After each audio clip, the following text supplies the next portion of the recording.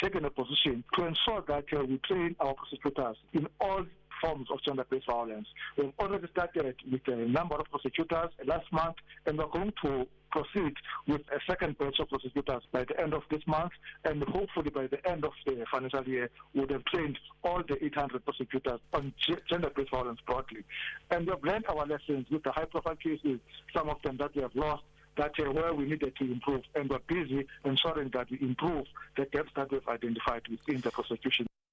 And South Africa's Women's, Youth and Persons with Disabilities Minister Sindisiwe Chikunga says there is an improvement in the fight against gender-based violence and femicide, GBVF. There is a difference in as far as the issues of gender-based violence and femicide are concerned. If we had not done anything as government, as civil society, as academia and people of South Africa, the situation would have been much worse than what it is right now. The fact of the matter is the prevalence is still very high. However, because, for instance, we have Tutuzela centers, and the cases that go via Tutuzela centers, they actually see a lot of conviction. That is making a difference. And South Africa's members of parliament serving on the ad hoc committee established to investigate allegations of criminal infiltration, corruption and political interference in the criminal justice system are at the Kgosi Mampuru Correctional Facility Centre in Pretoria. The committee has decided to hold this week's hearings in person at the Kgosi Mampuru due to one of the witnesses, Vusmusi Ket Matlala, detained there. Matlala will appear before the committee tomorrow. The committee is investigating allegations that were made by the KwaZulu-Natal Police Commissioner Lieutenant General Nhlanhla Mkhwanazi during a media briefing in July. SAP's Chief Financial Officer Lieutenant General Buleng Dimbani is currently testifying. And a surge in militant attacks and instability in the northern Nigeria is driving hunger to record levels, according to the UN World Food Programme, WFP. The agency has warned that nearly 35 million people could go hungry in 2026, as it will run out of resources in December. The WFP's projection, based on the latest CADA harmonize and analysis of acute food and nutrition insecurity in the Sahel and West African region, is the highest number recorded in Nigeria since monitoring began. Violence has escalated in 2025 with attacks by insurgents and a spiral in kidnapping incidents. And the European Union Court of Justice has declared that EU countries are now mandated to recognize same-sex marriages lawfully concluded between EU citizens in other member states.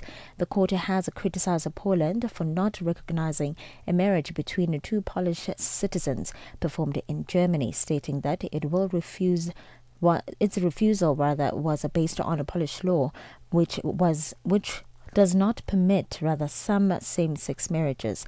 The court emphasized that such a refusal violates EU law infringement upon the freedom and right to protect or respect for private and family life, which are fundamental rights protected within the Union. For any news stories you'd like to share with us, please send an email to newsroom@channelafrica.co.za or call us on +3711 714 4459. For Channel Africa News, I am Matapela Mahape. SABC News. The African Perspective. Time to stay informed, inspired, and connected to the ideas driving Africa forward. The Upside on Channel Africa, the African Perspective.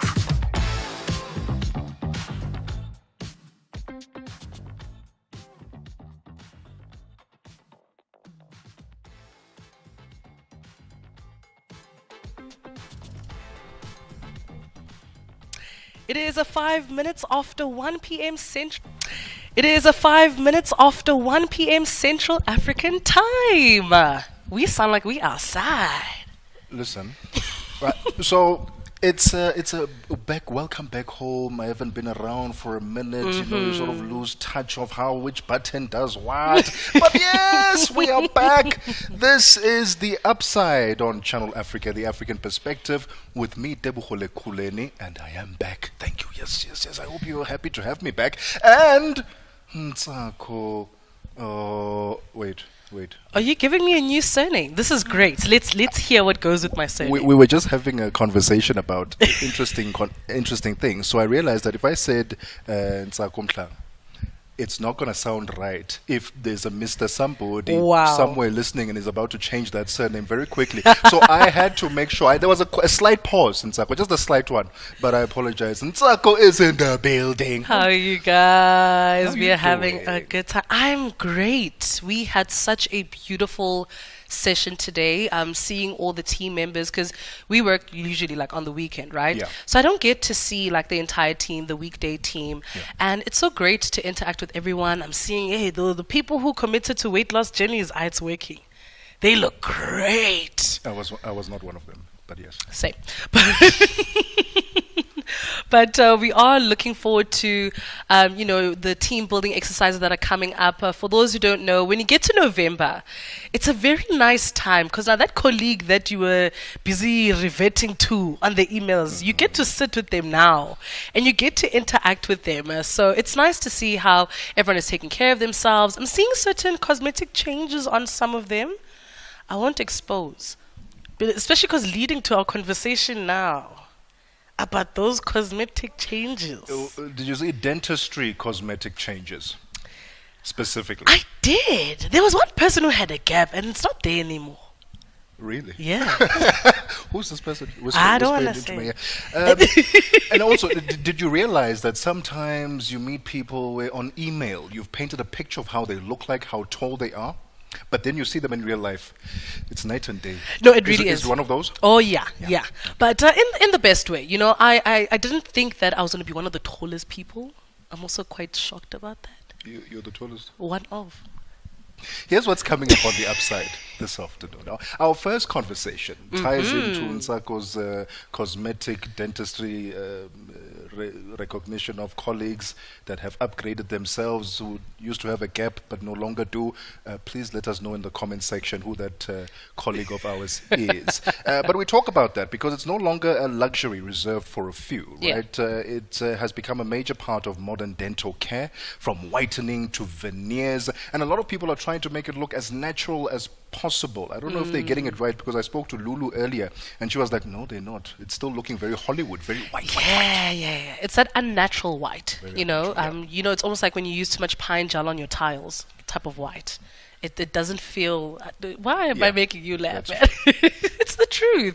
But I think also, as someone who knows a couple of people in her personal life who did a lot of those changes, I think it's very easy to kind of go the Hollywood look, the veneer look. I know that my mom went through, a dental change. My friend went through one. An ex of a long time ago also went through one. So it's actually more common than we think. Because people, the moment you meet someone, chances are you are going to smile within the first 5 seconds. So imagine not being confident about your own teeth and about your smile.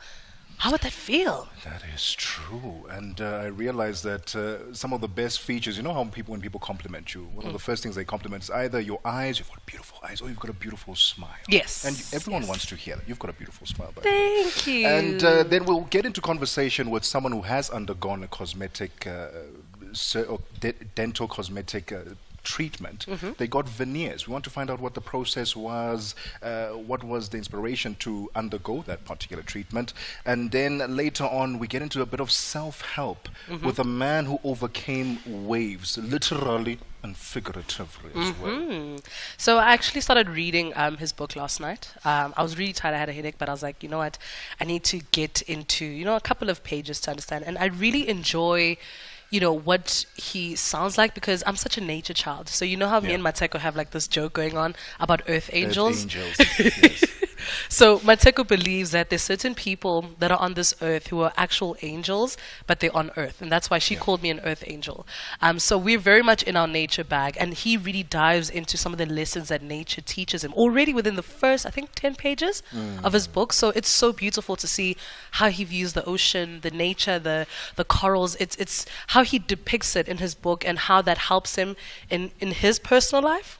I think it's beautifully depicted already within first 10 pages. ages. Yeah. One of the key lessons that I picked up was living with purpose. That's the theme of the whole thing, living with purpose. And when you find that purpose, how it amplifies the way that you look at life and how you end up interacting with other people and how intentional you become, how disciplined you become. Yeah. So that's going to be a very interesting, a very important conversation that we're going to be having with Chris Burtish after he wrote his book. It's titled Super Stoked. It's a best-selling book, if I'm not mistaken. Ooh.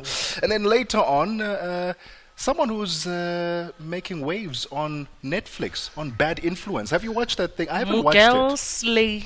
I haven't watched it, I'm not going to lie. It's really good. So, and how's Joanne on it? It is really good. I've been watching Joanne for a very, very long time. Back when she was also acting on SABC, and she usually took on a lot of glamorous roles. She was always either the wife, the celebrated wife, the typical beautiful trophy. And this time it's completely different. She takes on a more masculine role of a single mother who's really just trying hard to navigate this life through crime as well. She does get a little glamorous at the end, but you can see that this role, she really had to step out of her comfort zone. And that was the most beautiful part about it. So I'm excited to speak to her as well. All right, it's 12 minutes after 1 p.m. Central African time. We've spoken your ear off. But that's because there's so much excitement coming up on the upside. Join in on the conversation on social media at Channel Africa on Facebook and YouTube, and at Channel Africa 1 on TikTok. We've got What Caught Your Eye coming up later, quite a few things that I'd like to share. And then Vent O'Clock. I've got so many things to vent about, but stay tuned for that. That's all coming up next. Passionné par les questions qui comptent. As-tu une voix qui mérite d'être entendue? Eh bien, nous avons la plateforme parfaite pour toi. Téléphone-nous ou fais-nous un WhatsApp au +27 66 408 87 42 et nous te rappellerons. Sois dans la conversation. Salut Channel Africa, ici Beno le diamant rouge aka Binal Export depuis le Cameroun, le pays des lions. Voilà. Sois dans la conversation. Il ne s'agit pas seulement de parler, mais c'est ta chance d'exprimer ton point de vue, de partager tes opinions et de t'engager avec une communauté qui valorise ton avis. Suivez-nous sur les réseaux sociaux, visitez notre site www.channelafrica.co.za et préparez-vous à partager vos points de vue sur Channel Africa, la perspective africaine. Annie Kalonji sur Channel Africa.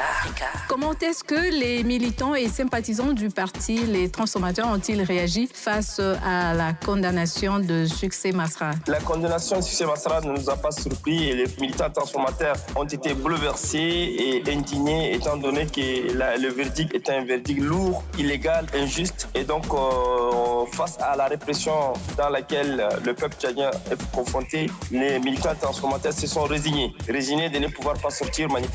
Et donc c'est une situation totalement absurde pour un pays. Et aujourd'hui nous célébrons le 11 août, fête de l'indépendance. On pensait que le verdict allait être plus ou moins clément, mais le verdict est sévère. Annie Kalonji, tous les dimanches sur Mix Vibration. The Upside, 1 to 4 p.m. Central African Time. With Tebogo Lekhuleni and Ntsako, only on Channel Africa, the African perspective.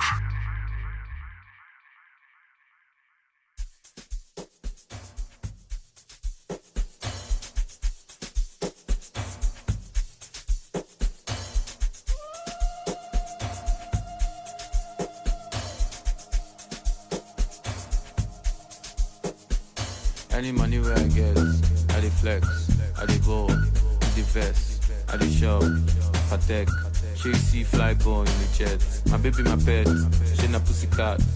See back, see the yansh, free pass, maybe that. She go wine and well when she see the cash. Cash, cash, cash, cash, cash, go, cash, cash. She go wine and well when she see the cash.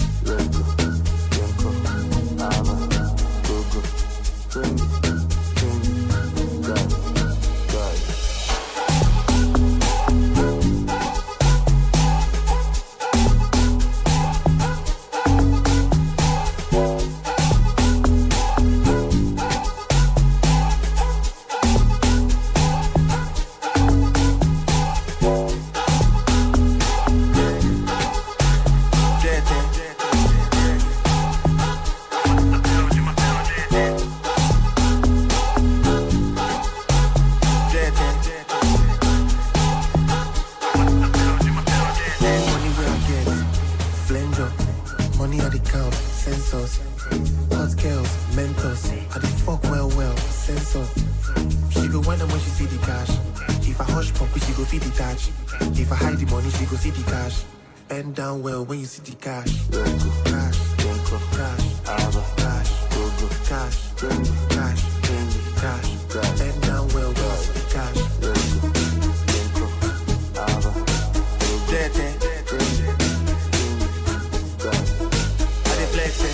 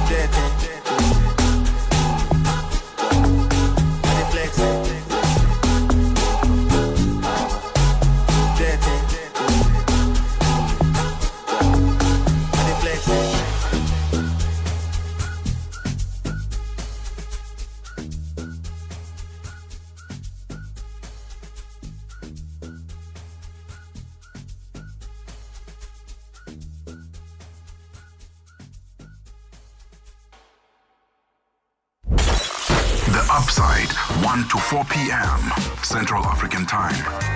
With Tebogo Lekhuleni and Ntsako only on Channel Africa, the African perspective.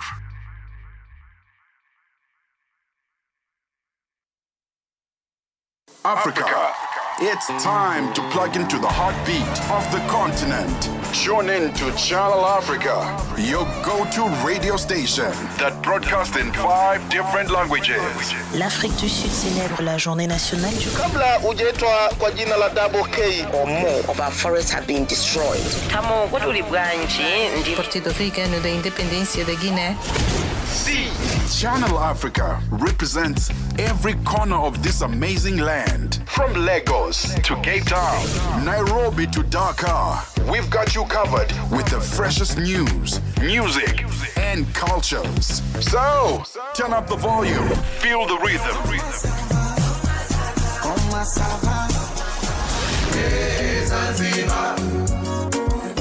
Enjoy the conversation. Channel Africa, the African perspective. The Upside. On the Upside, your voice matters. It's 19 minutes after 1 p.m. It's 19 minutes after 1 p.m. Central African Time. This is The Upside, your gateway to the good life on Channel Africa, the African perspective, with me, Tebogo, Lekhuleni, and Ntsako. Mhlanga. Might change it in a year. Possibly less than a year. We're coming to you live from the Gold Reef City Amusement Park, and what a special occasion it is. Channel Africa is celebrating its year-end function. You know, you remember that TikTok video? Some companies will send you to... Yes, it depends which companies you work for.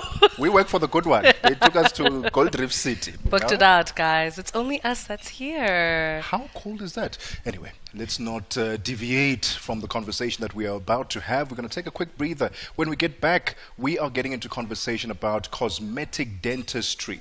Are you considering it perhaps yourself? Whitening your teeth, veneers, want to get some cosmetic done on your dental plan, but you are worried about the costs, you're worried about the treatments, you're worried about how painful it's going to be, the different procedures, the technologies that are currently being developed. Well, stay tuned, we'll be unpacking that right after this.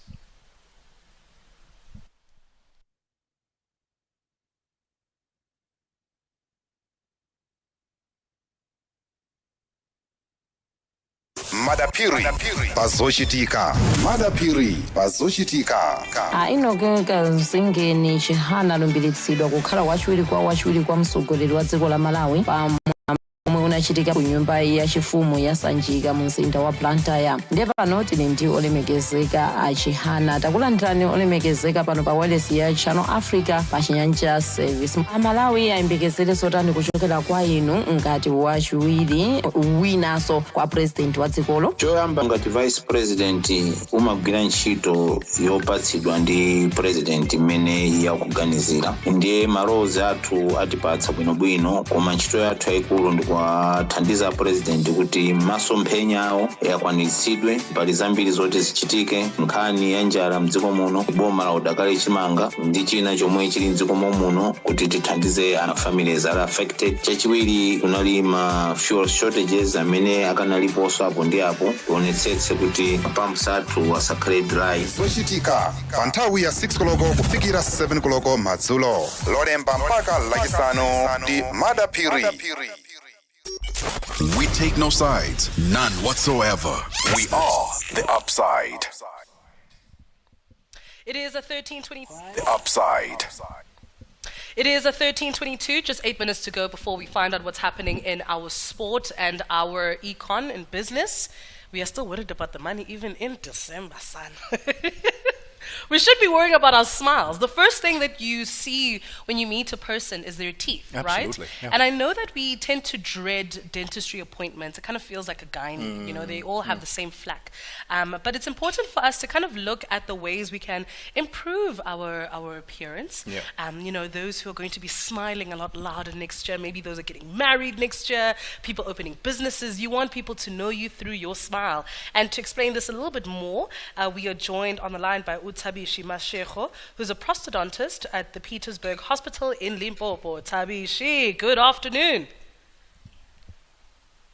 Good afternoon, Ntsako. Is it Ntsako or is it Tebogo Lekhuleni as well? If you speak to Ntsako, you speak to Tebogo. If you speak to Tebogo, you speak to Ntsako. We are just happy that you're here.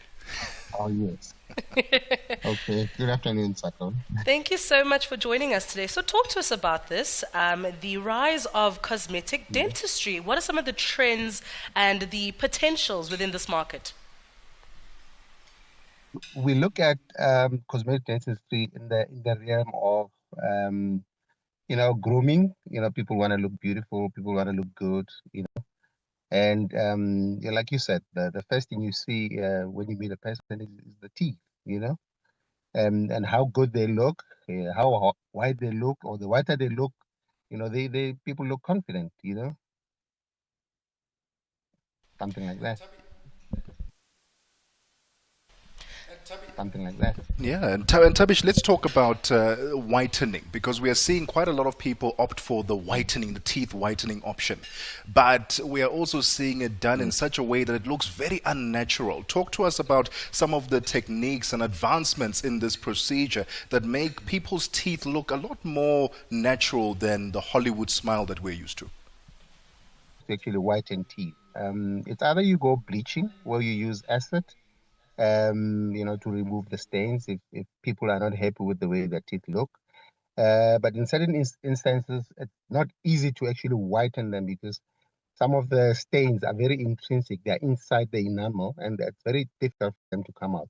So in that situation, we look at veneers. Veneers are actually,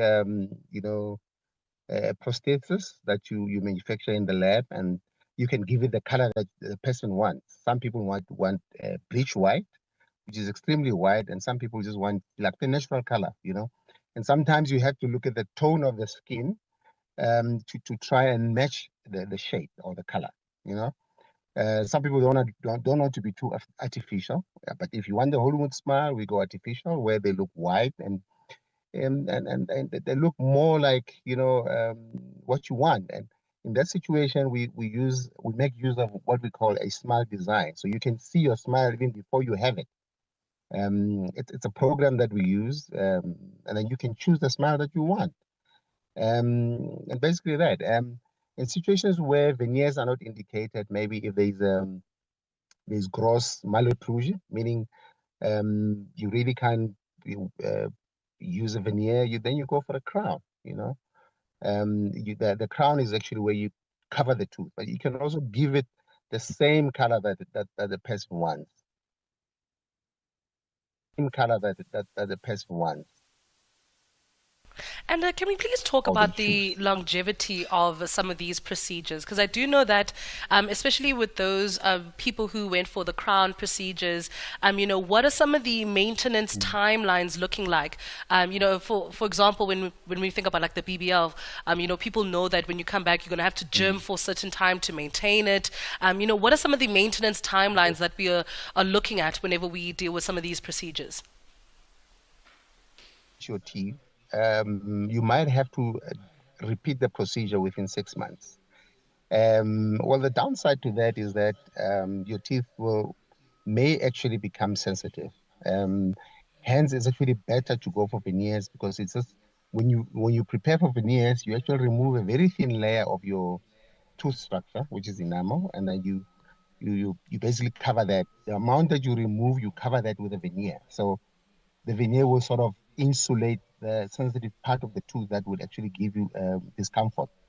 A crown, of course, you go for a little bit more preparation. If there's gross, defects that you want to correct, the crown will actually give you that comfort. Well, with regards to the longevity, like I said, with bleaching, you have to repeat it from time to time, because your teeth will naturally go back to the same color that you came in with. With a veneer, the downside is that they crack very easily and they fail very easily. We expect the lifespan of veneers to be around 3 to 4 years, because it doesn't cover the whole tooth. But with crowns, we expect the lifespan to be around 8 years minimum. Well, in situations where the crown doesn't cover the preparation, the preparation of the particular tooth, you will find that patients will present with sensitivity, and they would also have cloaking of food in those areas where the crown meets the natural tooth. We call that a margin.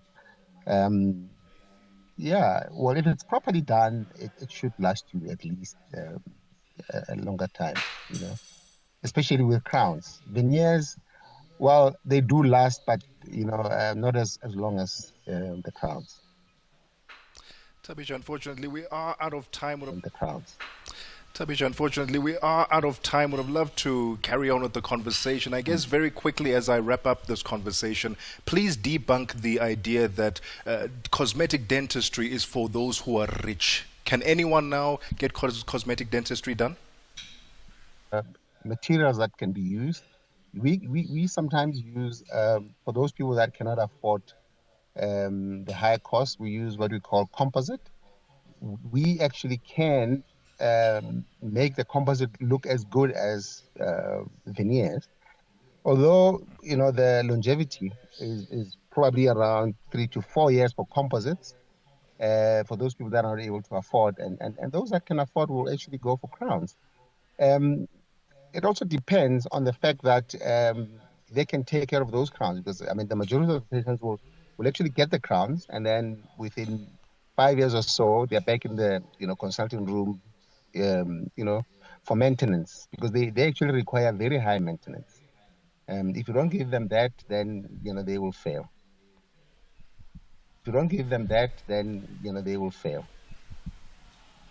All right, Tabishi, thank you so much for your time this afternoon and for shining a light on cosmetic dentistry. Really appreciate your time. Tabishi Mashiho, prostodontist at Petersburg Hospital in Limpopo. I should have asked him what a prostodontist.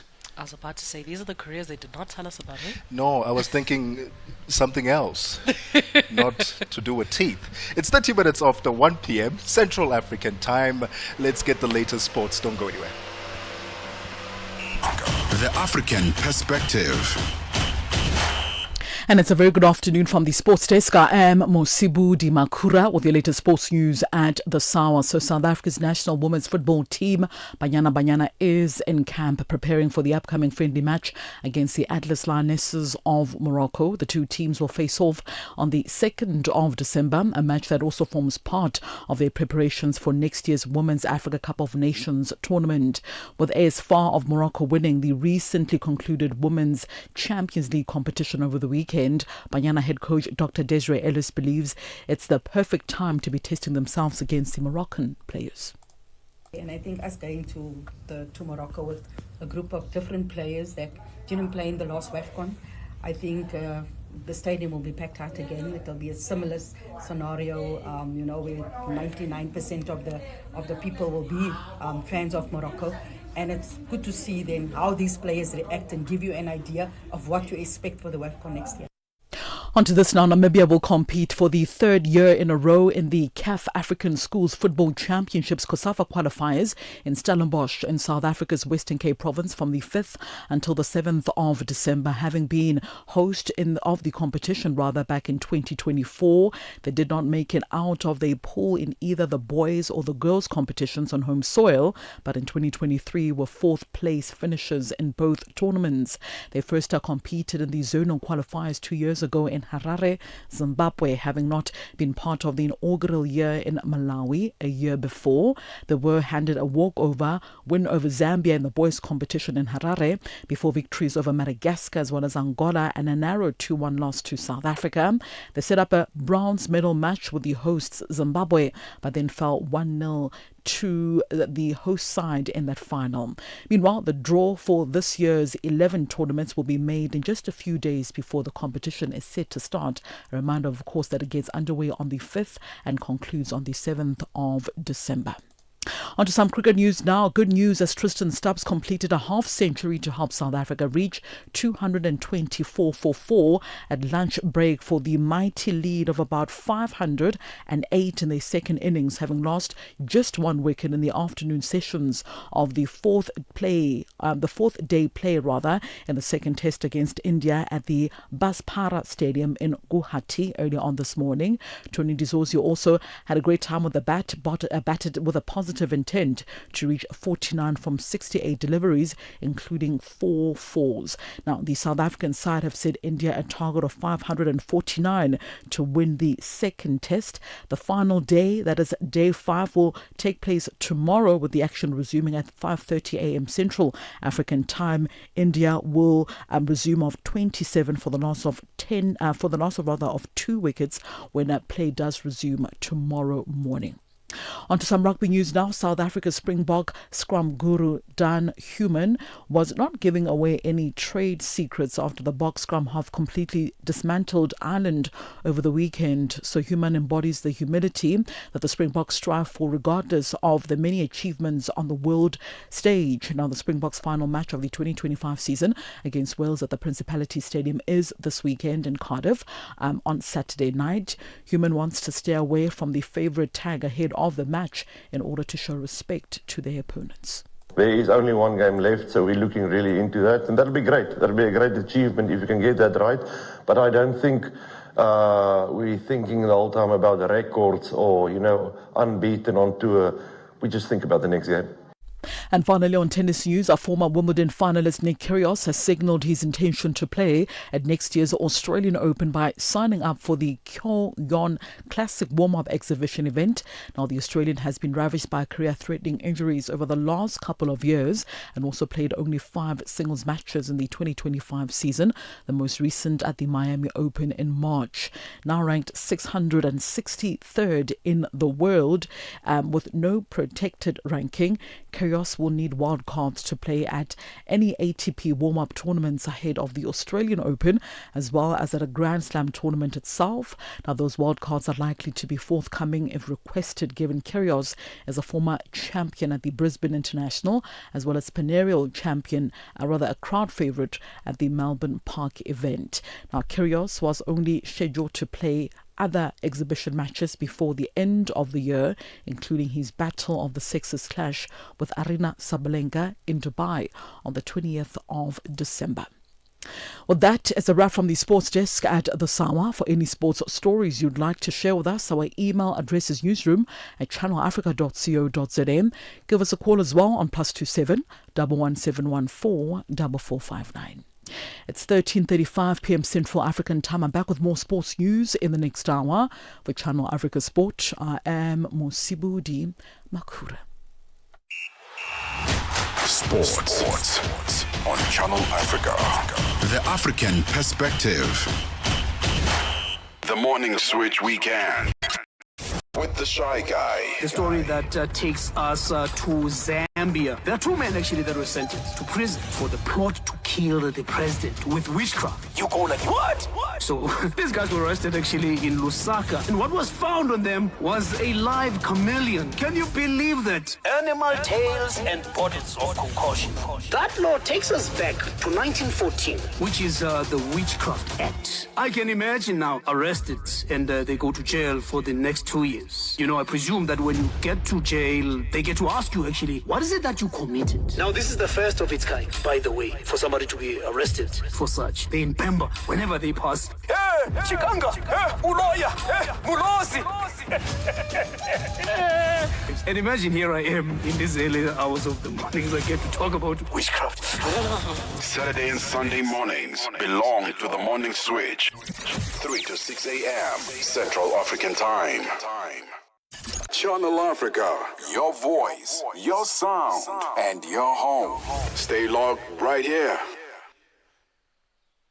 It is a 13. Logged right here. It is a 13:37 Central African Time. Thank you so much, Musibudi Makura, for that sports bulletin. But what is going on in our business? On Channel Africa, the African perspective. Good afternoon. Well, our top business story this hour, France's development agency has agreed to give South African state-owned logistics group Transnet a $345 million loan for clean energy initiatives. Transnet manages a freight railway network, port and pipelines in Africa's biggest economy. The South African government is trying to revive the company after years of chronic underperformance that have stifled exports of commodities such as coal and iron ore, but turnaround efforts are starting to bear fruit. Transnet and AFD say that loan disbursements from France's AFD agency will be tied to progress on sustainability targets, including Transnet increasing its use of renewable energy. The financing will also promote a shift from road transport to rail, including the rehabilitation of 550 kilometers of railway and modernization of port infrastructure. Barrick Mining says it's reached an agreement with Mali's government to resolve all their disputes over the Loulo-Nkotla gold mining complex after 2 years of negotiations, sending shares in the Toronto-listed company to a record high yesterday. The Canadian mining company says it will drop the arbitration case against Mali at the World Bank Dispute Tribunal, and that in return, Mali will drop all charges against Barrick and its affiliates, release 4 employees from jail, and give operational control back to Barrick. Mali has also agreed to extend Barrick's mine permit for an additional 10 years, and Barrick has agreed to sign the 2023 mining code. Barrick says it aims to restart operations by January 1. The government of Mali and Barrick have been in a standoff for 2 years now over the implementation of the West African country's new mining code that gives Mali a bigger share of revenue from gold miners as gold prices surged to a record high. The president of Brazil, Lula da Silva, is on a working visit to Mozambique at the invitation of President Daniel Chapo.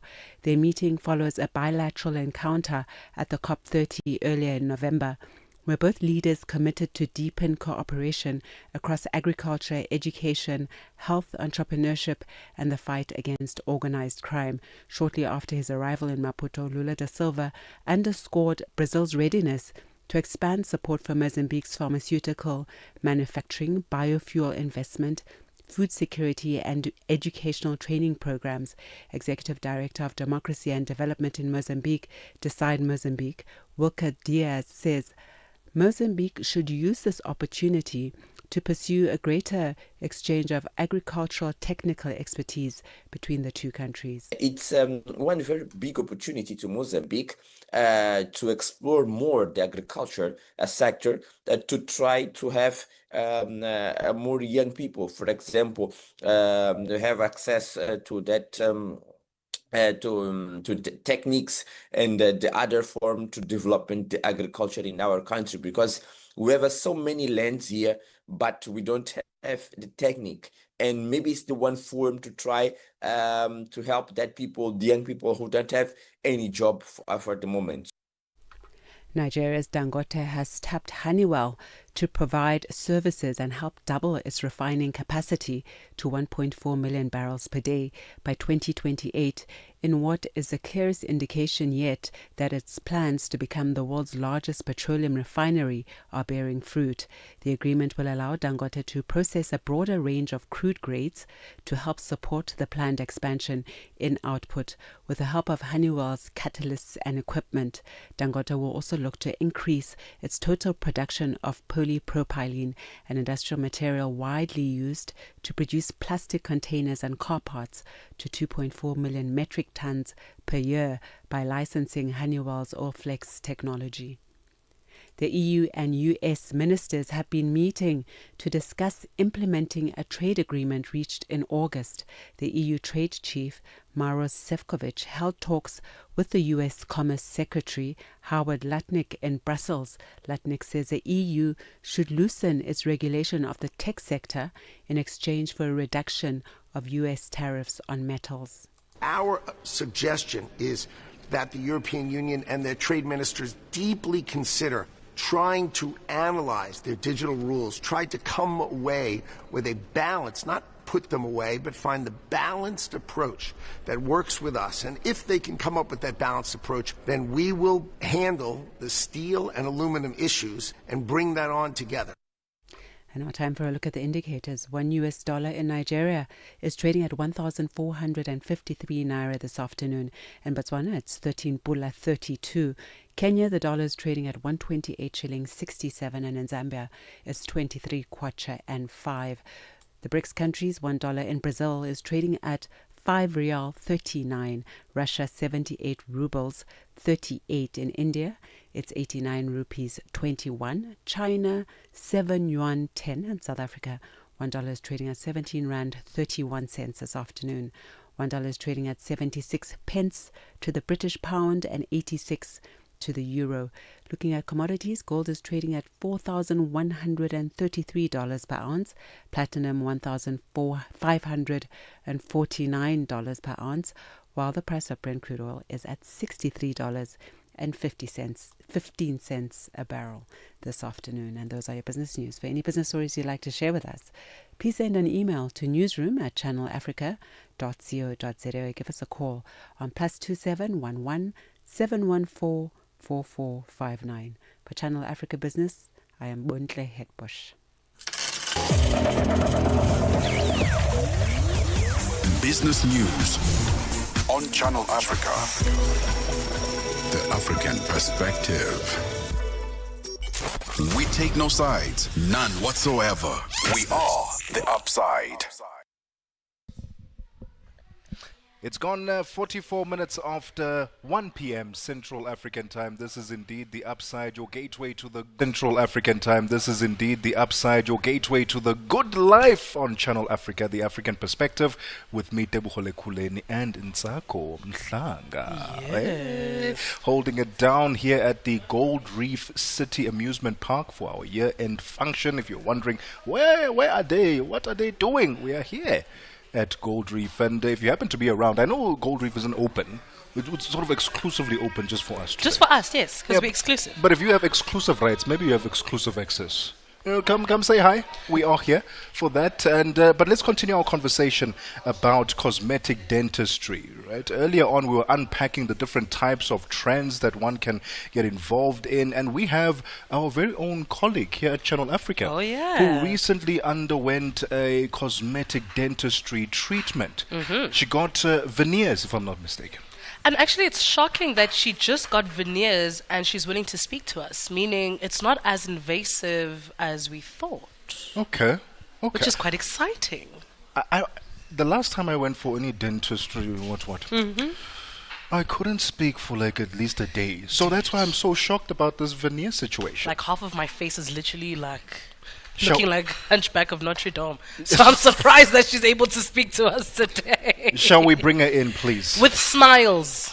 We're demanding the smiles this time. Listen, our guest this afternoon is none other than, you've seen her on, you have seen her. Yes. African Diaries. Yes. She's held it down. She produces the show. Our very own Nolo. Nolo, honey. How you doing? But Nolo, I saw you last weekend, my girl. You didn't even soft launch it with me that you were getting a change in your smile. What is this friendship we call a friendship? Or did you want to just surprise us with a smile? So, let me first reveal my smile because it's going to show while I talk. Ta-da! We are so excited to see you. We are so excited to see you. You're looking good. Talk to us about this procedure. The fact that you're able to talk when you did it today is actually quite a shock. Talk us through it. This is exciting. Yeah. Okay. So I'm an ambassador to the dentist operation. And when I first came to them, they said, "What would you like to do with us?" And I really did not want to do braces because I still work on TV, and that would limit my character roles on TV.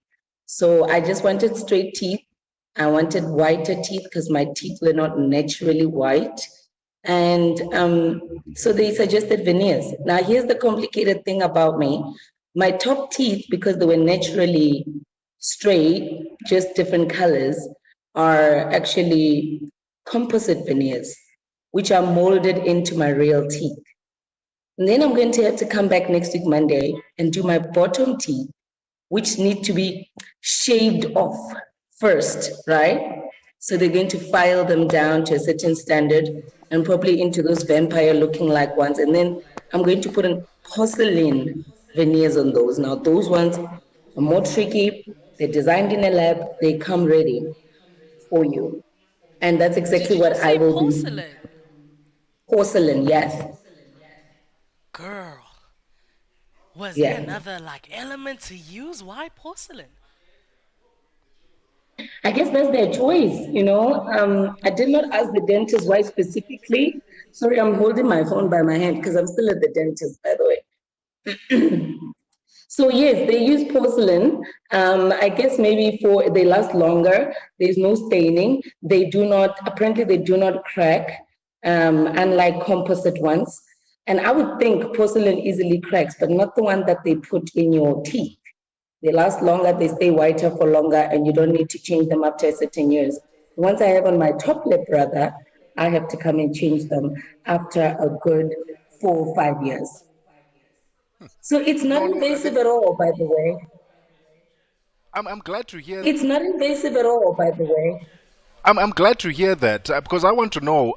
Are you in any pain at the moment? Anyone who goes to any dentist's practice, they always worry about the pain factor. Are you in any pain right now as you speak?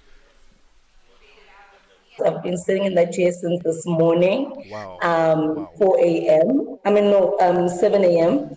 So it's been a hectic 4 hours. However, they just had injections on my gums, so I don't feel any irritation. But amazingly, I'm not in any pain, none whatsoever. So, Nolo, I don't want to get too much into... So, Nolo, I don't want to get too much into your bag, but I know that you are a queen who budgets very well and who uses her money very well. I think a lot of the misconceptions about cosmetic work, especially on your body, your face, costs quite a lot of money. Can you just talk us through, some of the cost? Did it cost an arm and a leg? Did you have to save for it? I know you are an ambassador as well, but just generally, what are some of the cost implications that come with cosmetic, dentistry? Something that we should not even lie about. They're very, very costly, mainly because apparently one veneer costs 6,000. And do you know the reason why people go to Turkey to do their teeth? is because in Turkey they're half the price. Although the flight ticket price will still add you up to the same amount. But one tooth is 6,000 for veneers, porcelain veneers. So right now, in my top teeth, I have composite ones, which are slightly cheaper. However, like I said, you have to come and change them. So the best thing to do is to either have a savings plan, payment plan with your dentist, or use your medical aid to do so. So I know for a fact that. Listen, with 6,000. I know for a fact that. Yes, Nana? It's a lot. The investment in my smile is also an investment in my TV career. Unfortunately, image is everything, as vain as it sounds, image is everything. So it's just a matter of you choosing. Are you doing it for confidence purposes? Are you investing in yourself, maybe for certain roles or positions in life? But you can save for it. It is affordable. There are many options to pay for it. You know what I really... Many options to pay for it. You know what I really like? She used the I word, investment. Because when you think about even the industry that we're operating in, as much as we're on radio, but look where we are now. We're broadcasting live from Gold Reef City, meaning we can meet so many different people. Imagine meeting them with a weird smile. Look at my smile. I'm being weird right now as I'm speaking. It's 9 minutes before 2 p.m. Central African time. We'll continue our conversation with our very own Nolo as she just wrapped up a cosmetic dentistry treatment where she got veneers. And if you are thinking about doing the same thing, stay tuned because we'll further unpack what she went through right after this. Continent. Tune in to Channel Africa, your go-to radio station that broadcasts in 5 different languages. L'Afrique du Sud célèbre la journée nationale du Kabla hujaitwa kwa jina la Double K, or more of our forests have been destroyed. Kamo kwatu libwanji ndi Partido Africano da Independência da Guiné. See, Channel Africa represents every corner of this amazing land. From Lagos to Cape Town, Nairobi to Dakar, we've got you covered with the freshest news, music, and cultures. So, turn up the volume, feel the rhythm.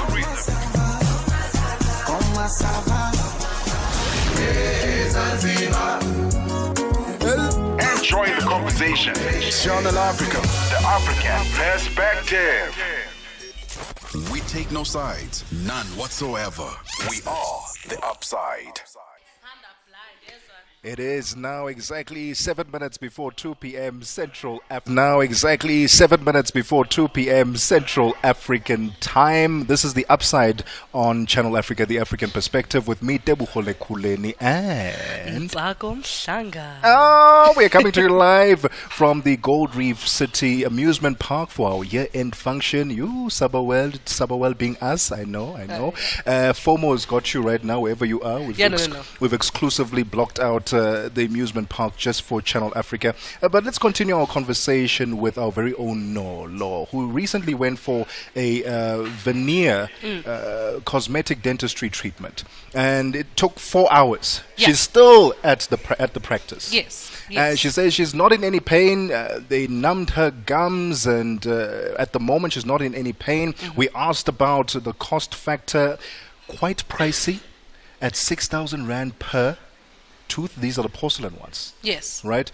So it's not really, you have to budget for it. And you did mention earlier that it's a great investment. It is, guys. You want to have a beautiful smile. I mean, look, the first things people see about you, it's your eyes and your teeth. Absolutely. And your sneakers.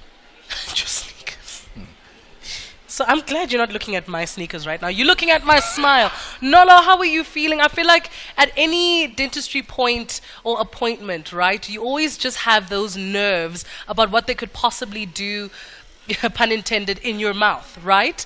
Did they inject anything else? You said there was an injection on the bum. Any surprises about this procedure that maybe caught you off guard? Or was everything kind of explained eloquently by your dentist? I'll tell you why. because, like I said, it's a process. I didn't come into the dentist appointment first day and got veneers first day. I've actually been coming for regular consultations over the past 2 months.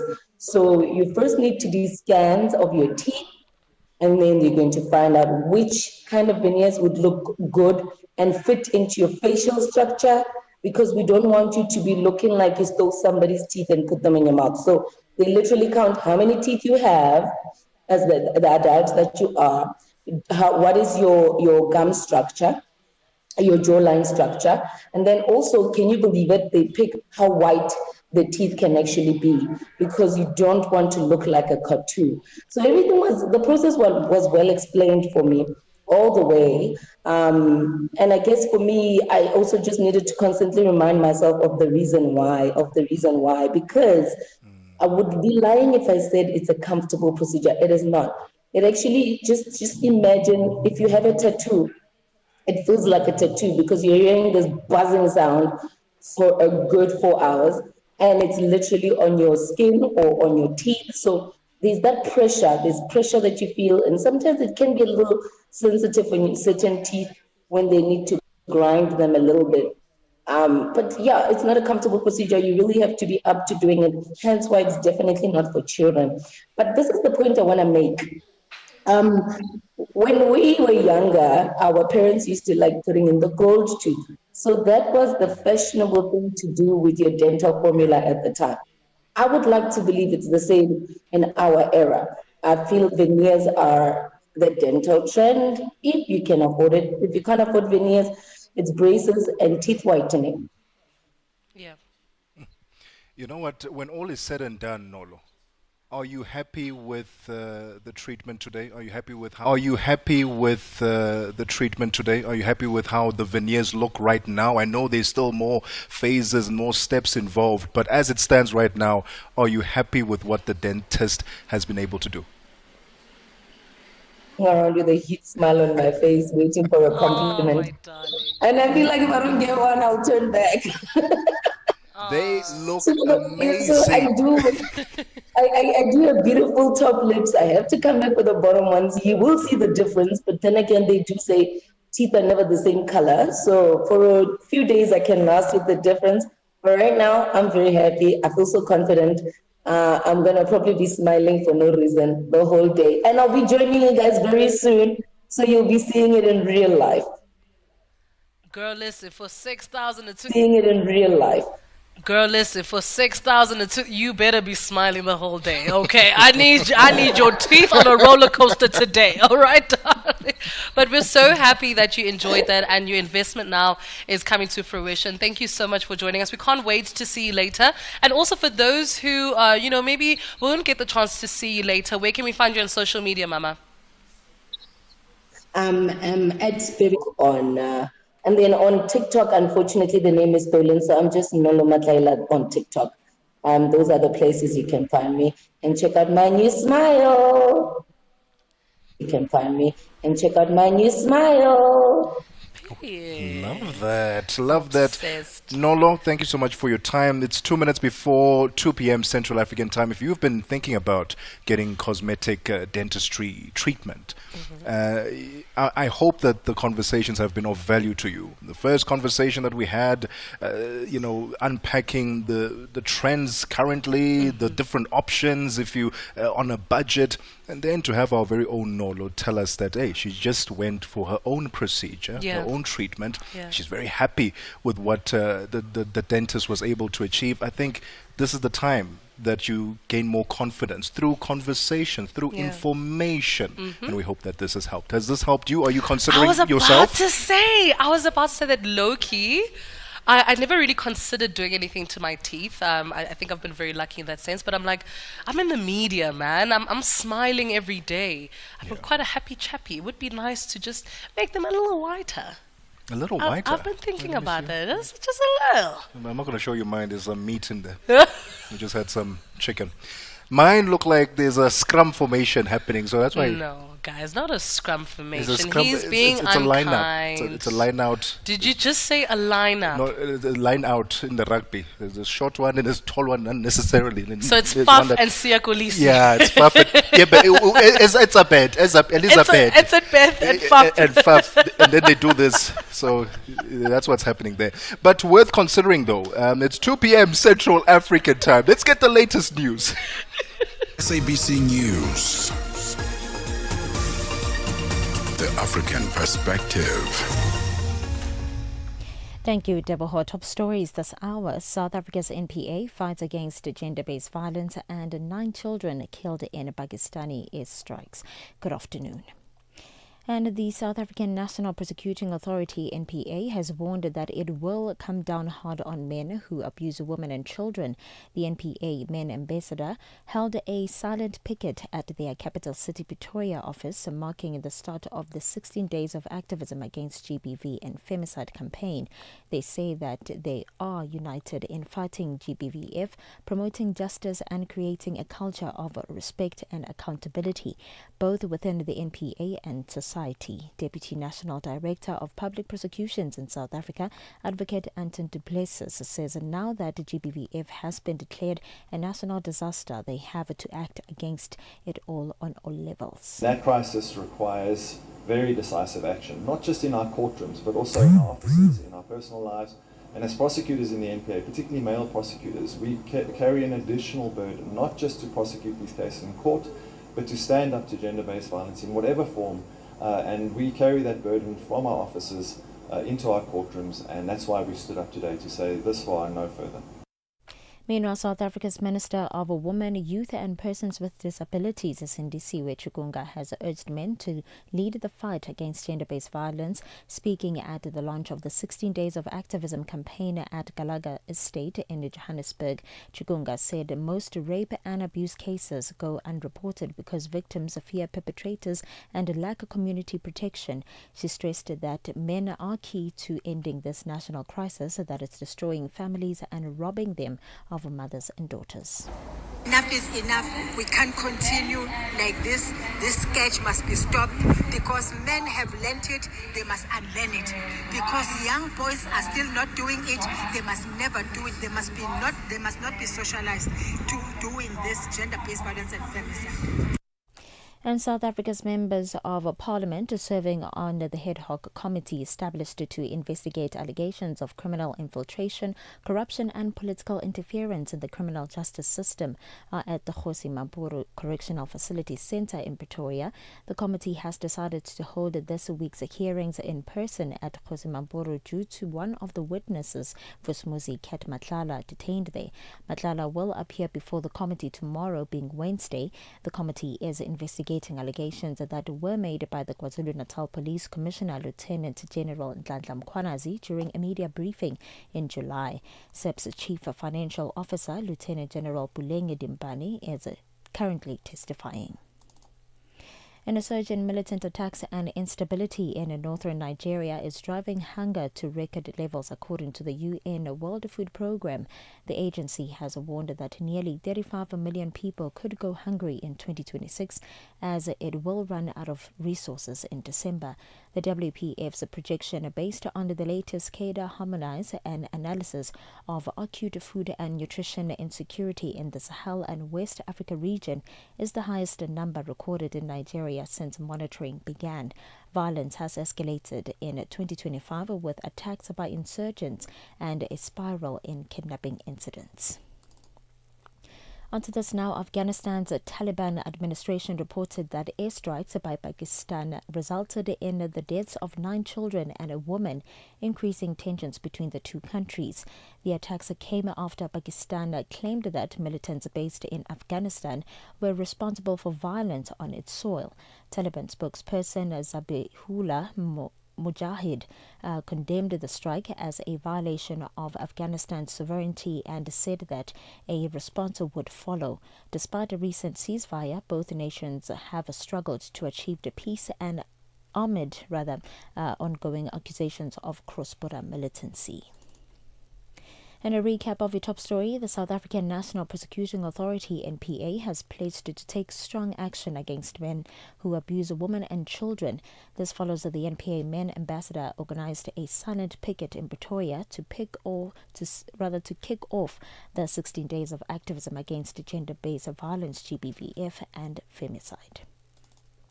For any news stories you'd like to share with us, please send an email to newsroom@channelafrica.co.za or call us on +2711 714 4459. For Channel Africa News, I am Matapela Mahape.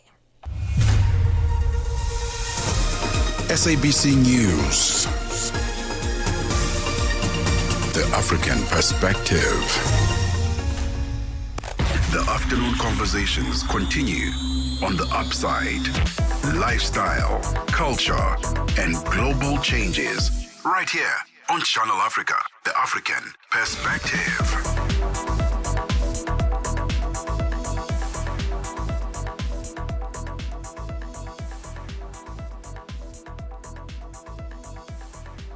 It's gone 5 minutes after 2 p.m. Central African time. Welcome to the golden hour of The Upside, your gateway to the good life on Channel Africa, The African Perspective, with me, Tebogo, Lekhuleni, and Ntsako.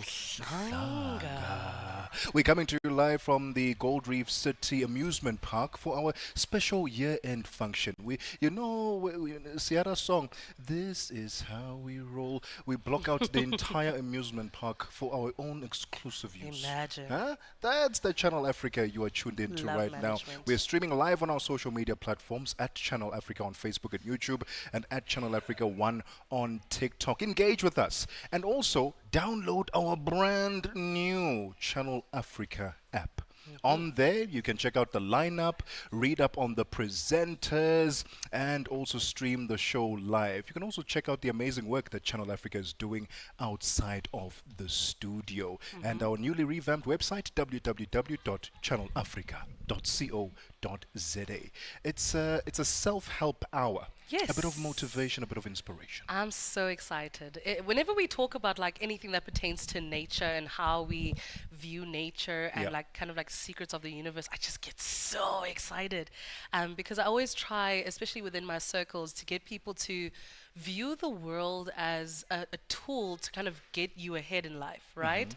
And the fact that our next guest kind of looks at the ocean in that same manner is really, really so exciting.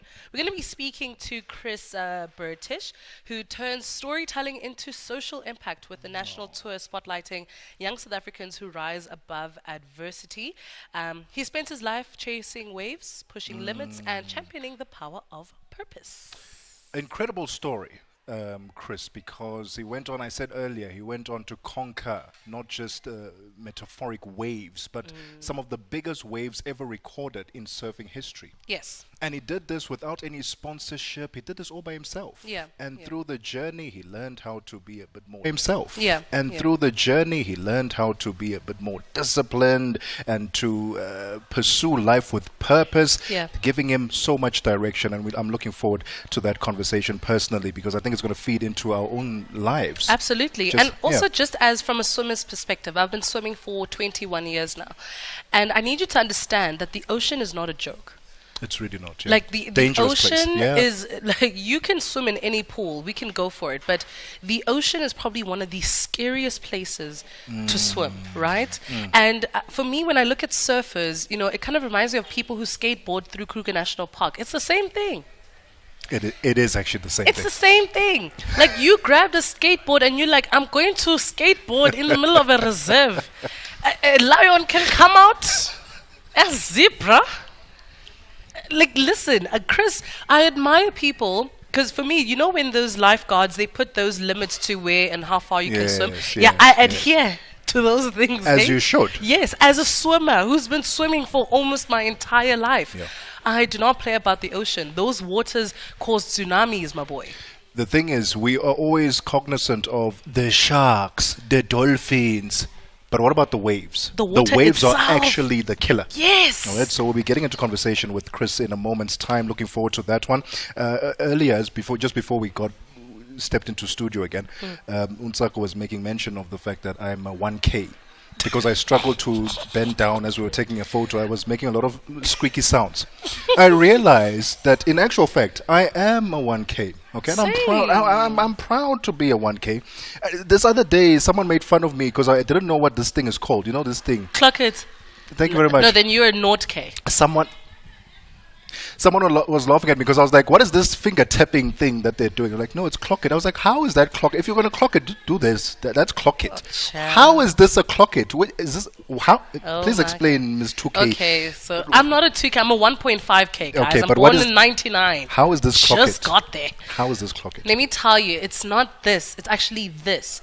This means you ate in sign language. It's the number 8.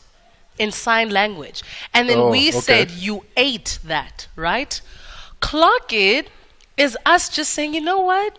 You're clocking it. Like, if someone does that to you, that is of the highest degree of compliments. Like, if someone says you clocked it, I need you to understand, not only did you eat, but you clocked it. Like, you were right on the mark. You hit the nail on the coffin. Like, you... If a 2K, let me my 1K shame, let me also say it slowly because I understand 1K, the hearing is a bit slow. Let me tell you something. That is very true, actually. Yeah. Let me tell you something. If a 2K comes to you and you say something or you doing your job or you doing something very excellently and they tap their fingers like this and they say clock it, that is a better award than the presidential award. Oh. I'm telling you now. All right, we are chasing clock it. All right, for us, 1Ks, if you are saying finger tapping, that's also fine. I approve of that one. Okay, we're finger tapping, and when we are eating, we eat. This one does not make sure. Anyway, it's 11 minutes after 2 p.m. Central African time. Our conversation with Chris is coming up next. Africa voit son goût pour toutes sortes de musique et passe ses journées à écouter Channel Africa. J'aime beaucoup la musique africaine. Ok. Devinez quoi? Channel Africa veut aider Abedi et les mélomanes du monde entier à découvrir encore plus de musique incroyable. C'est pourquoi Channel Africa appelle les artistes africains à soumettre leur musique. Chers artistes, n'oubliez pas de nous fournir toutes vos informations pertinentes à l'email adresse musique@channelafrica.co.za. Les soumissions sont votre chance d'être entendues, mais elles ne garantissent pas une playlist. Toutes les soumissions seront soigneusement examinées pour voir si elles répondent aux exigences de notre station. Channel Africa, la perspective africaine. Conversations are happening, and Channel Africa is at the heart of them.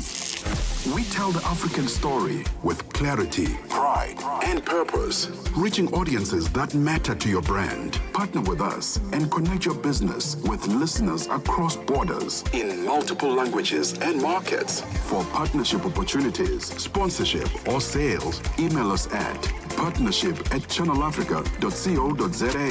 Channel Africa, the African perspective.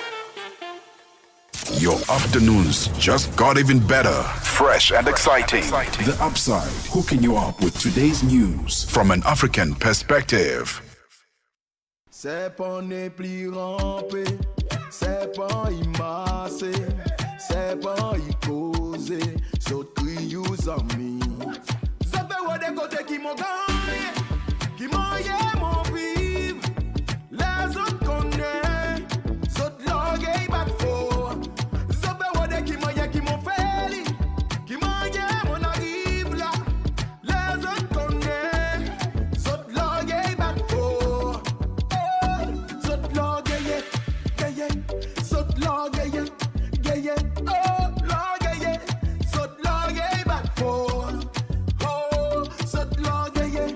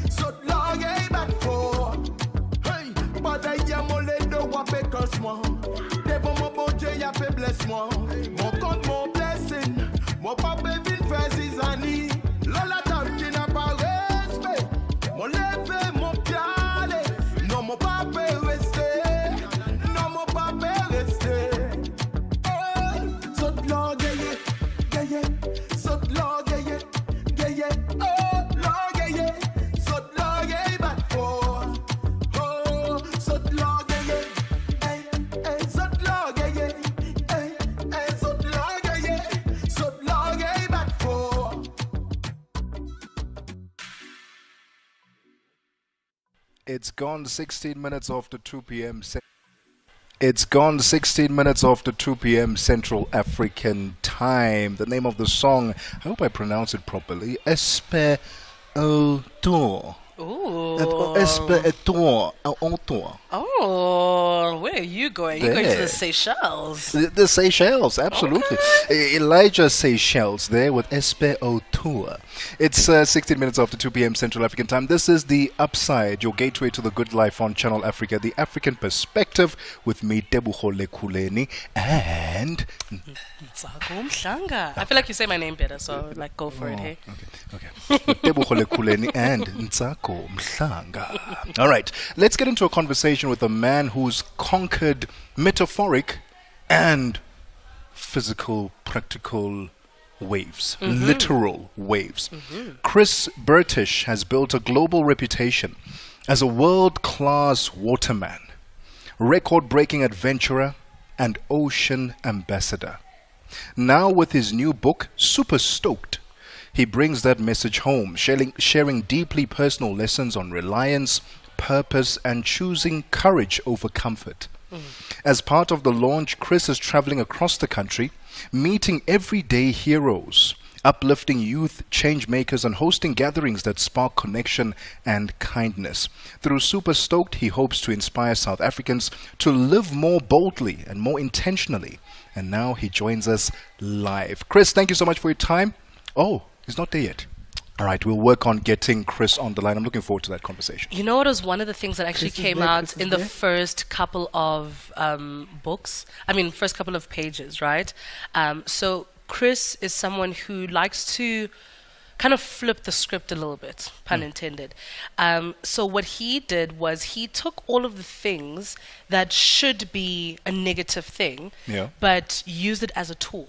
One of those things is fear, and he spoke about how he used fear as a tool to kind of drive his adrenaline. So fear became the fuel. I want to ask you, what is the one weakness you have that you feel like if you turn to a superpower would get you 10 times further in life? I know Chris is on the line, and Chris will bring you into the conversation in a second. We're going to take a quick breather as I think about this answer. One weakness that I have that if I were to change into a superpower would make me unstoppable, basically. Yes. One weakness that I have. You know, it's very difficult if you don't have any weakness. Hey, no, I'm joking. I'm joking. Perhaps discipline. And I think Chris is the perfect person to be helping me navigate that particular sphere. Turning what would seem like an Achilles heel, a challenge, maybe a bit of discipline, struggling to remain disciplined, and turning it into a superpower. Chris will help us unpack that in a second. It's 19 minutes after 2 p.m. Central African time. Our conversation with Chris is coming up next. Africa. Tune in to Channel Africa, your go-to radio station that broadcasts in 5 different languages. L'Afrique du Sud célèbre la journée nationale du Kabla hujaitwa kwa jina la Double K, or more of our forests have been destroyed. Partido Africano da Independência da Guiné. See, Channel Africa represents every corner of this amazing land. From Lagos to Cape Town, Nairobi to Dakar, we've got you covered with the freshest news, music, and cultures. So, turn up the volume, feel the rhythm.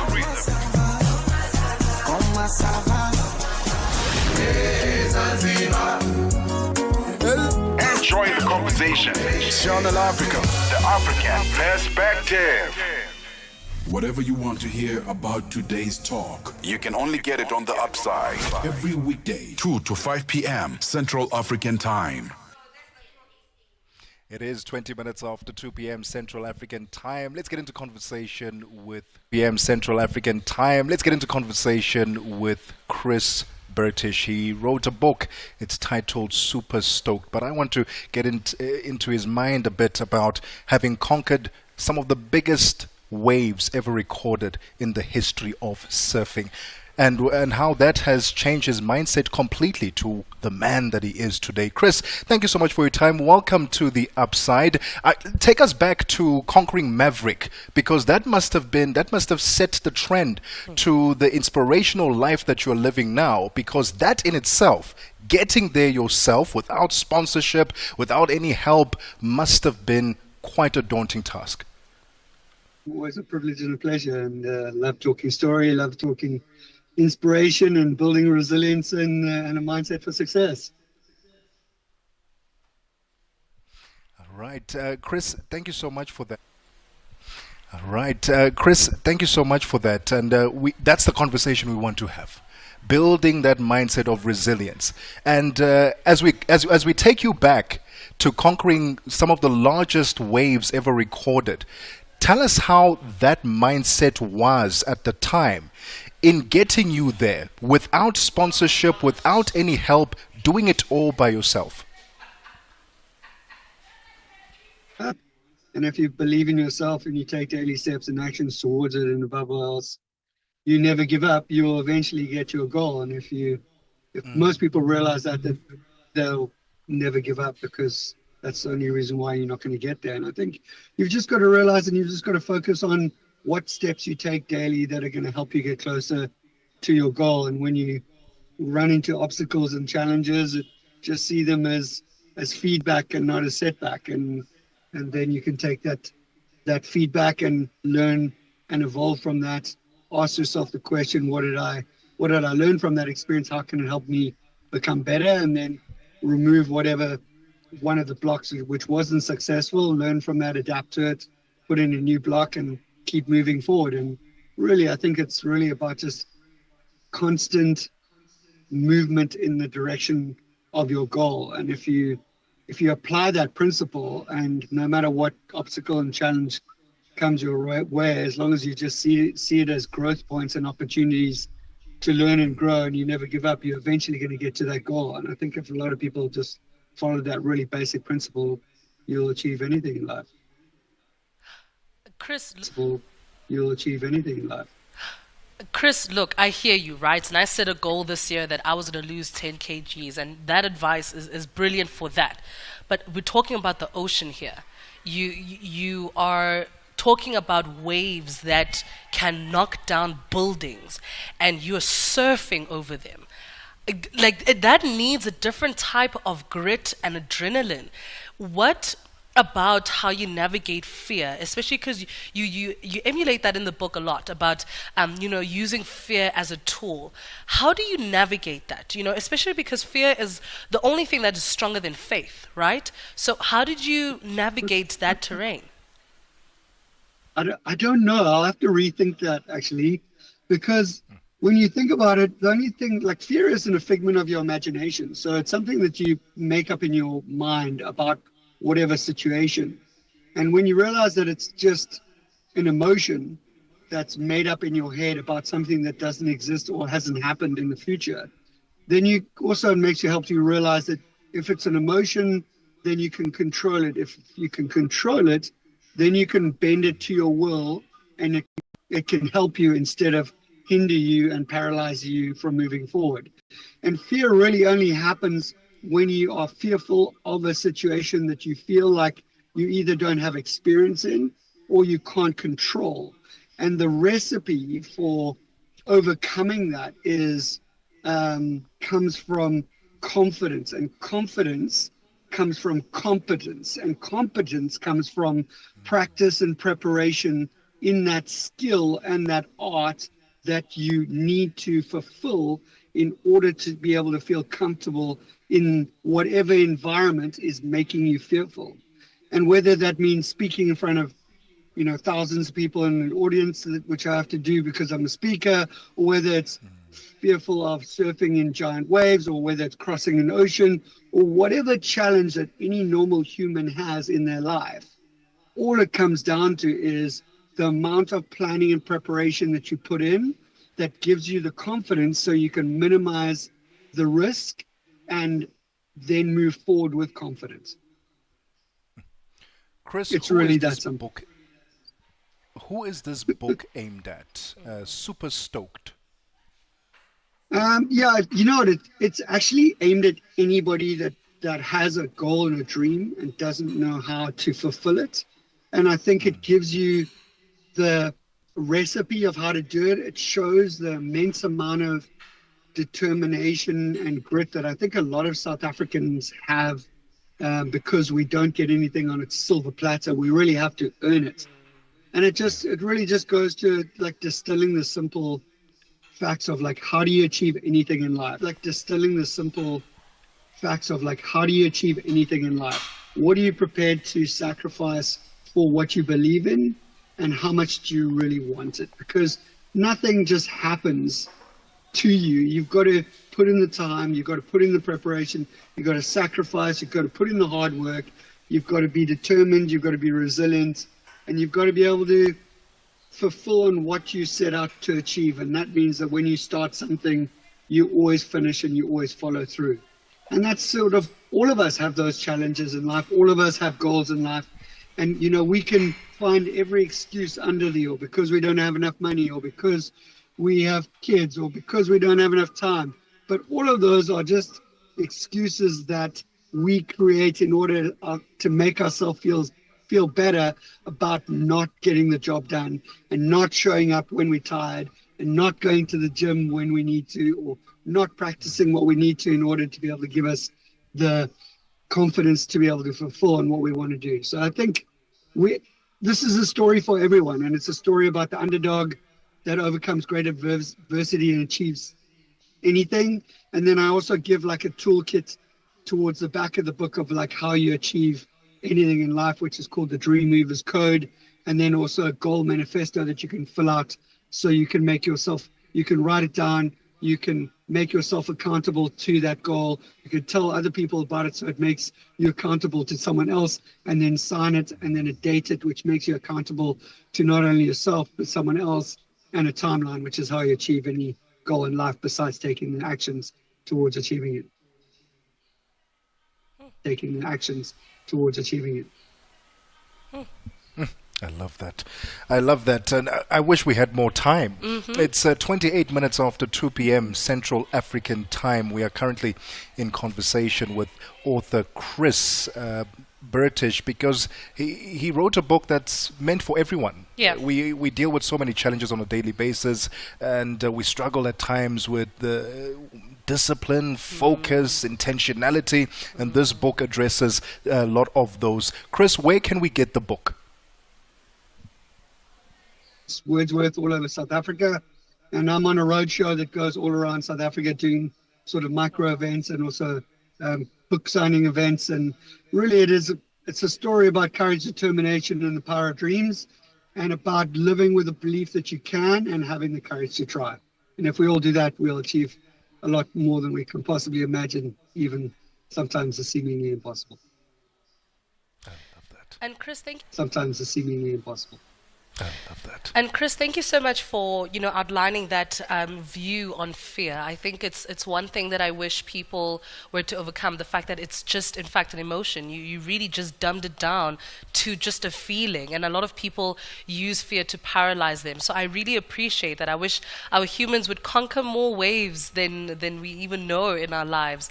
And we look forward to seeing you doing more tours, navigating more waves that are going to crash in the best ways. We look forward to much for having me on the show. And just for all the listeners out there, don't be paralyzed by fear. Use it as a tool to be able to guide you that you're actually on the right track, because it's beyond fear, it's beyond your comfort zone. That's where the magic happens, and where you grow the most and where your greatest potential lives.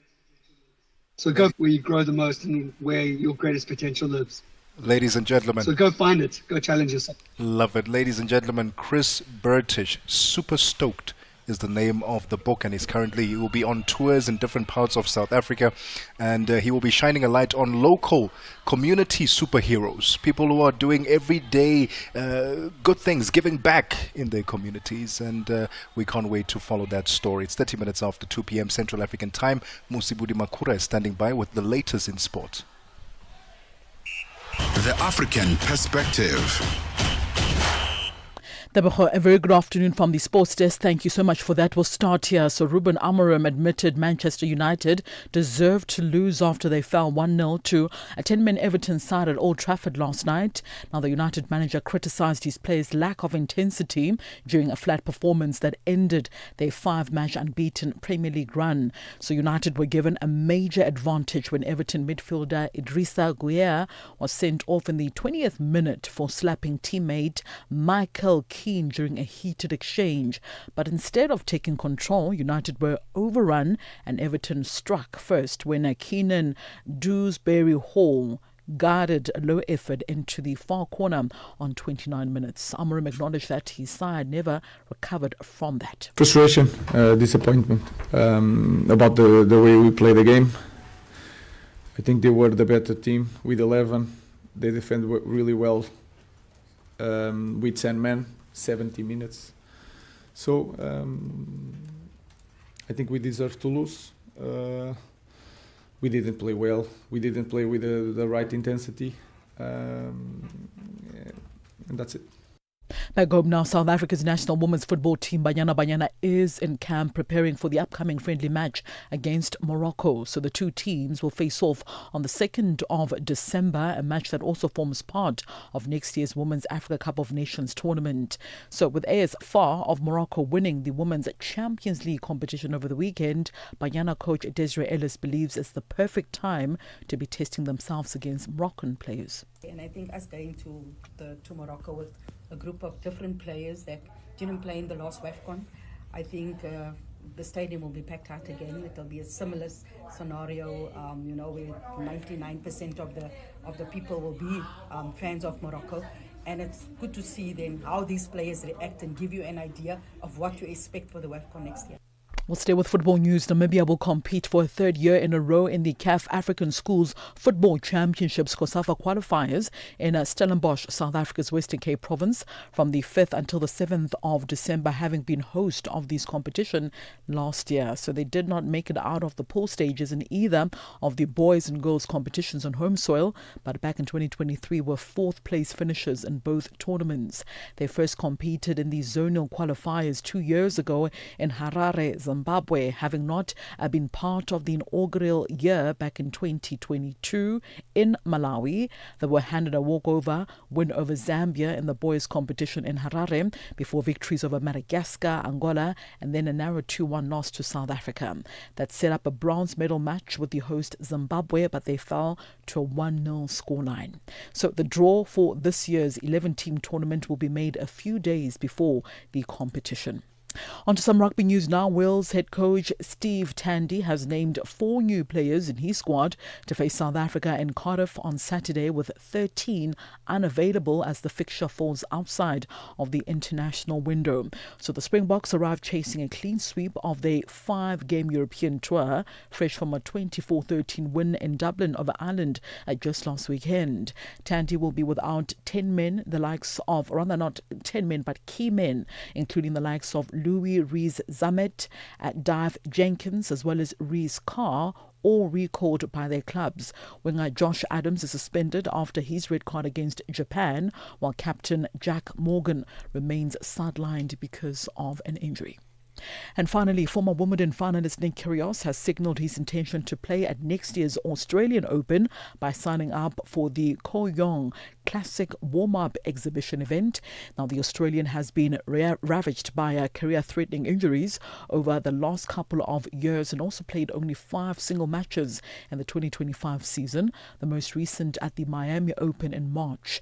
Now ranked 666th in the world with no protracted ranking, Kyrgios will need to get some wildcards to play at any of the ATP warm-up events ahead of the Australian Open, as well as at Grand Slam tournaments this coming season. So that's of course going to be in 2026. Those wildcards are likely then to be forthcoming if requested, given Kyrgios as a former champion at the Brisbane International, as well as a perennial crowd favourite at the Melbourne Park.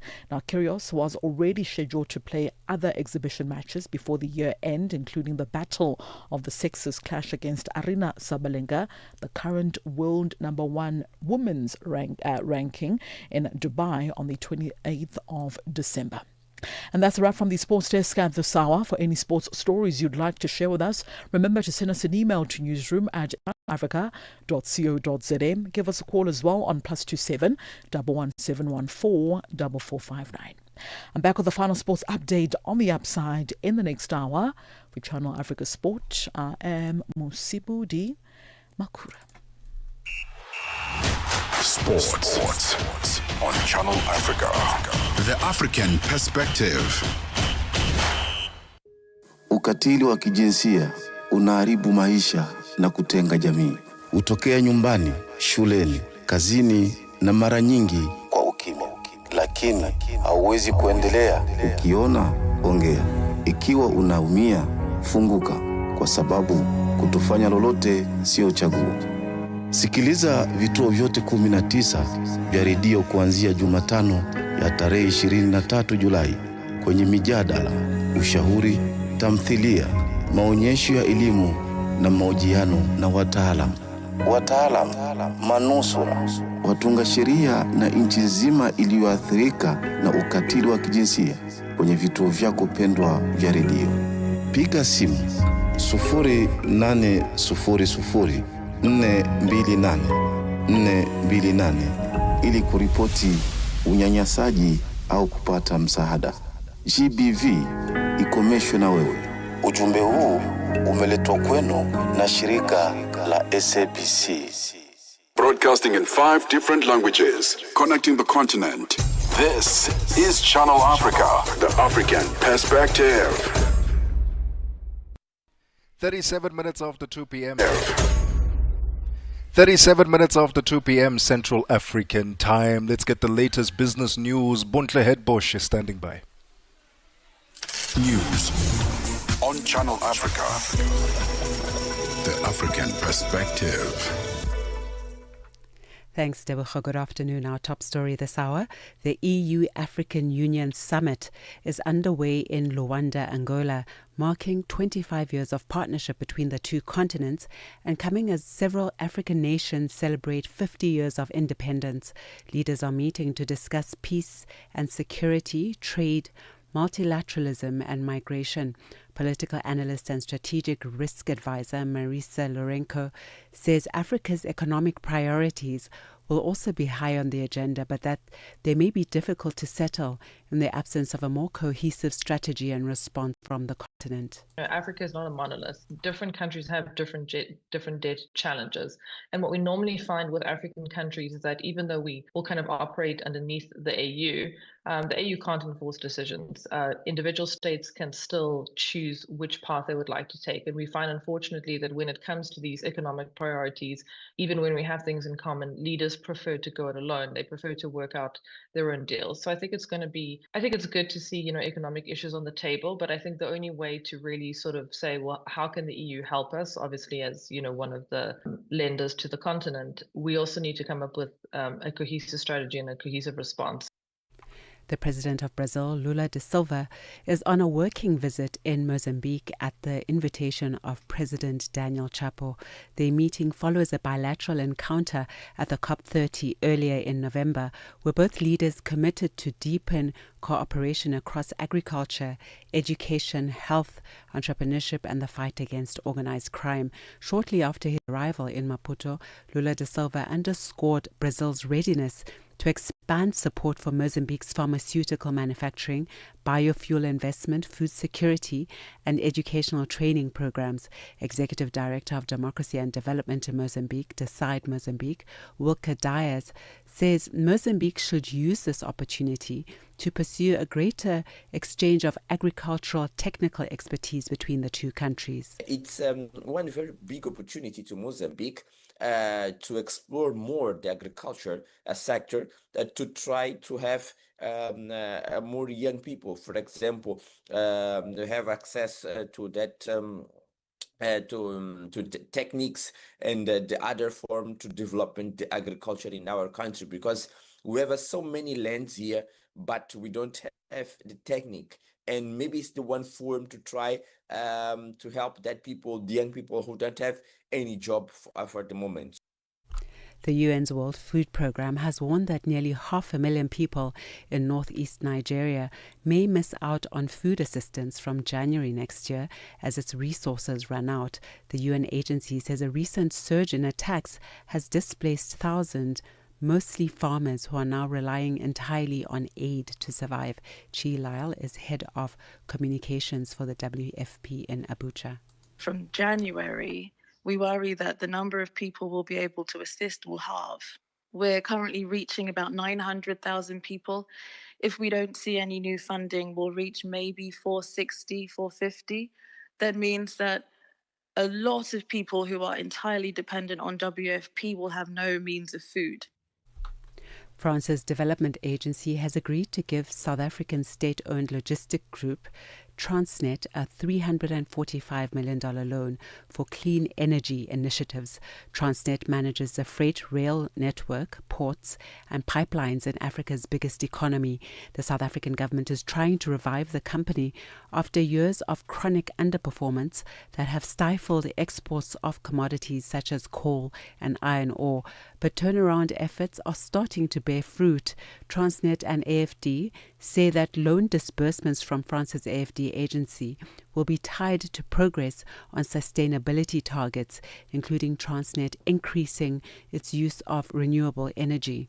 The financing will also promote a shift from road transport to rail, including the rehabilitation of 550 kilometers of railway and the modernization of port infrastructure.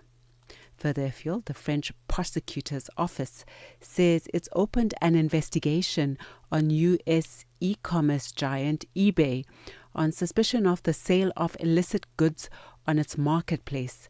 The prosecutor's office opened the investigation after consumer watchdog DGCCRF said 2 weeks ago that it had found illicit goods on eBay's marketplace and other e-commerce portals.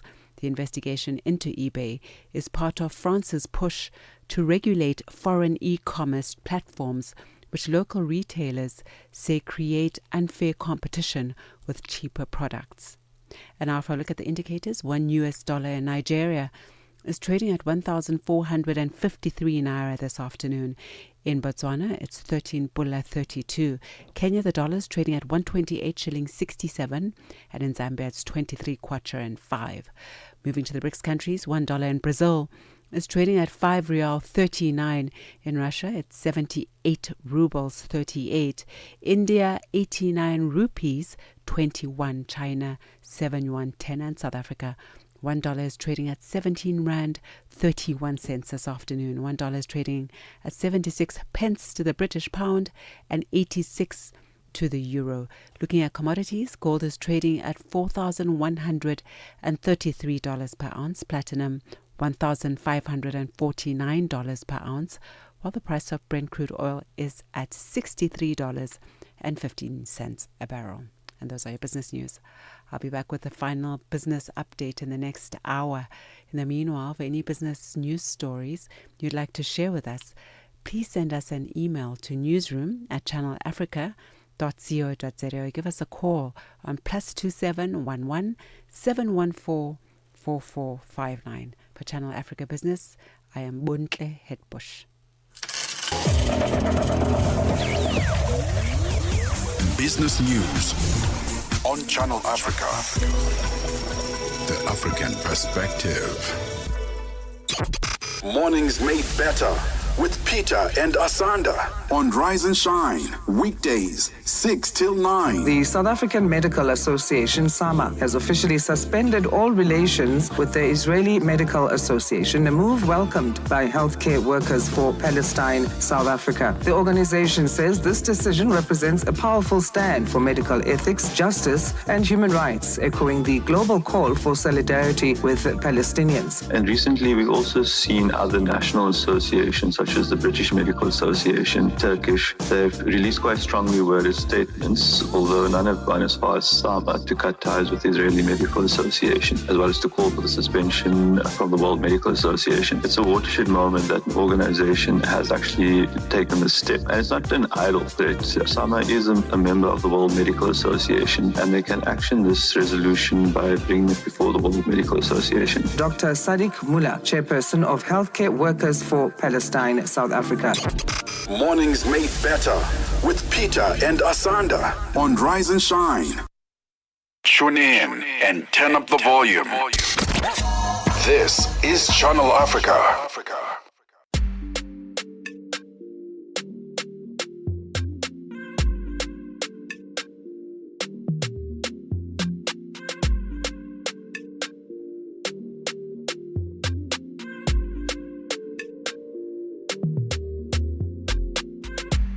I'ma get no be so. Girl, you won't capture my soul. I'ma get no be so. Make you want umbo. Beru, ba. I'm loose. Even Peru done the para. Tonight in Josie, I'm in Josie. Won't call if you want Josie. I'm not playing with you, I'm not joking. My thought of mom is loaded. Me, you can fuck up, but I'm on duty, but I'm on low-key. They want do me, they want do me. Cause they want, when you won't want me, I'm in San Francisco, Jammy. When you won't want me, I just flew in from Miami. Peru, para. I'm loose, even Peru done the para. Pour out the bottle, I wanna level up. When I'm with you, I never get enough. Slow wine, I'm not in a rush. I can hear music when you're here. Tonight we're rolling, party till closing. Since I put the ring on the finger, it's still frozen. Love in slow motion, I wanna feel you over me, yeah. Certain magic in your eyes, yeah. Girl, I love the way you ride, yeah. And it happens every time you arrive, that's right. Girl, I want you in my life, yeah. There's a heaven and it's right, yeah. I will never leave your side, stay tonight. When you won't see me, I'm in West London this evening, giving me the feelings, no I'm not leaving, till I fly LA next weekend. Peru, nah, girl I'd rather go find somewhere quiet. You glow, and I get lost here in your eyes. I'm again, I'll be so, girl you just capture my soul. I'm again, I'll be so, make me wanna just take you home. Peru, para. I'm loose, even Peru done the para. Peru, para. I'm loose, even Peru done the para. Some good old African music. 12 minutes before 3 p.m. Central African time. 12 minutes before 3 p.m. Central African time. Which one is this one? It's Peru. Oh, Peru. Yes. Thank you very much. Peru. No, we can't announce things we don't know. So I was like, it sounds familiar, but I was like, I wasn't sure of the title. Peru. Yes. Is this the one with, who was that artist? I'm on it. I think it's... I'm on it. It's Fireboy featuring Ed Sheeran. Thank you very much. Ed Sheeran. Very handsome man, by the way. I'm not gonna lie, guys. I've found a new not Ed Sheeran. Who's handsome? Peru. I mean, not Peru. Ooh, Fireboy. Fireboy. Okay. I don't know. And this is just an appreciation, guys. Like, I'm please don't shoot me. In fact, if you shoot me, go on my Instagram at Ntsako_Mhlanga. Guys, can I just go and just a 30-second? African men, you are so beautiful. Yo. I went to Thailand a month ago, and there's a lot of Africans that go to Thailand. Wow. African men, whatever you bath with, if it's pink or yellow, beautiful. My partner, have you seen my man? We haven't. We've seen the flowers. Beautiful. African men, you're so beautiful. I wonder if you can just get your act right. I'm telling you. Where did the act I wonder if you can just get your act. Ntsako. We wouldn't have 16 days of activism against GBV and femicide If you were to just get your act right, I'm telling you, 16 days, we would be grooving in your name. It's 10 minutes before 3 p.m. Central African time. Vento clock is tomorrow. What caught your eye is coming up next? On Rise and Shine, weekdays, 6 till 9. The South African Medical Association, SAMA, has officially suspended all relations with the Israeli Medical Association, a move welcomed by healthcare workers for Palestine, South Africa. The organization says this decision represents a powerful stand for medical ethics, justice, and human rights, echoing the global call for solidarity with the Palestinians. And recently, we've also seen other national associations, such as the British Medical Association, Turkish. They've released quite strongly worded statements, although none have gone as far as SAMA to cut ties with the Israeli Medical Association, as well as to call for the suspension from the World Medical Association. It's a watershed moment that an organization has actually taken this step. And it's not an idle threat. SAMA is a member of the World Medical Association, and they can action this resolution by bringing it before the World Medical Association. Dr. Sadiq Mullah, chairperson of Healthcare Workers for Palestine, South Africa. Mornings made better with Peter and Asanda on Rise and Shine. They talk about what Africans say about Africa. It's 9 minutes before Africa. It's 9 minutes before 3 p.m. Central African time. This is The Upside, your gateway to the good life on Channel Africa, the African perspective, with me, Tebogo, Lekhuleni, and Ntsako, Mhlanga. We're coming to you live from the Gold Reef City Amusement Park, because that's how we roll. We book out the entire amusement park just for Channel Africa. And you can stream us live on our social media platforms at Channel Africa on Facebook and YouTube, and at Channel Africa 1 on TikTok. And don't forget to download our brand new Channel Africa app on your Android or your iOS device, so you can take us with you wherever you go. It's time for What Caught Your Eye. What caught your eye? You had a deep Negro spiritual sigh. I had a deep what? You had the sigh of a frustrated African uncle. Listen, here's what caught my eye. Yesterday, some of you may have noticed on your e-hailing service provider Uber that there is now a new offering that they have. Yeah. Right? We are familiar with the Moto, which is the motorcycle. It's a new one that they recently added, and it's all to save you costs so that when you're traveling, it doesn't feel like you're paying an arm and a leg. Yeah. And you've got the Uber Blacks, the super comfort, super luxurious one. And you've got the Uber Comfort, Uber X, so on and so forth. Now there is an Uber Electric. Oh, sign my privileged self up. Why are you excited about that? Because anything luxury has my name on it. It's on. But let me show you the car. Unfortunately, we'll try and get you the picture on our social media platforms at Channel Africa on Facebook and YouTube, and at Channel Africa 1 on TikTok. I don't know if I can zoom into the camera with this one. I'm so there. This is pretty much how they look like, right? That's the new Uber Electrics. Sign me up. The whole point and the idea is to obviously for Uber to lower emissions, green, what, and then also to give back to the drivers. Let me keep it there. And give back to the drivers so that they can save more on petrol costs, so that more goes into their pockets. Here's where I have a challenge. The Achilles heel. Let's go. Let me give you the name of this particular car.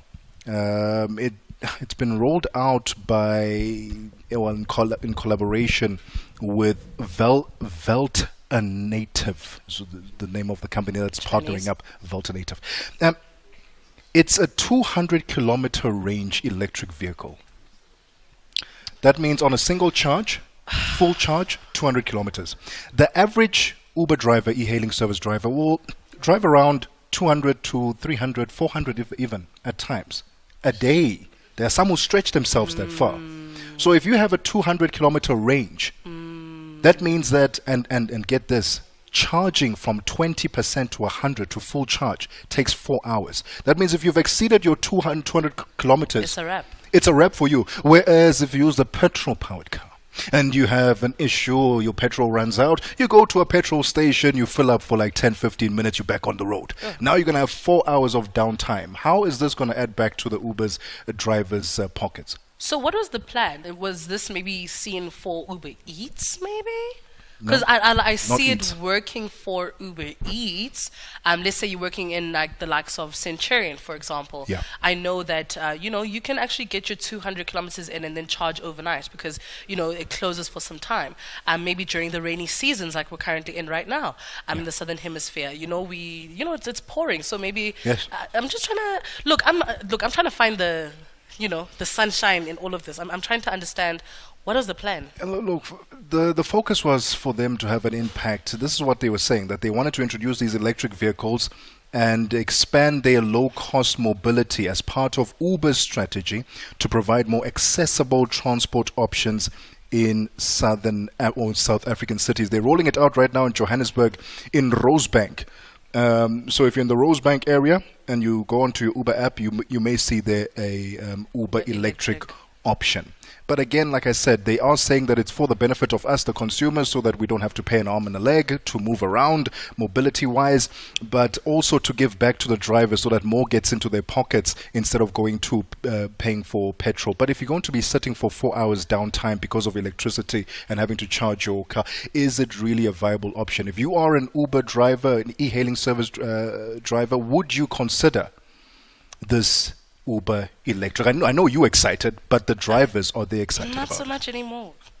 You're not excited as a passenger? I think it's going to be nice and quiet, No. a quiet ride. Yes, but devil's advocate. And these views expressed ahead is of my own. I think it's very important. And I don't know if it's because in entrepreneurship, our BM said that we need to view ourselves as businesses, right? Yes. I've developed an eye for the businesses that don't involve the participants. Okay.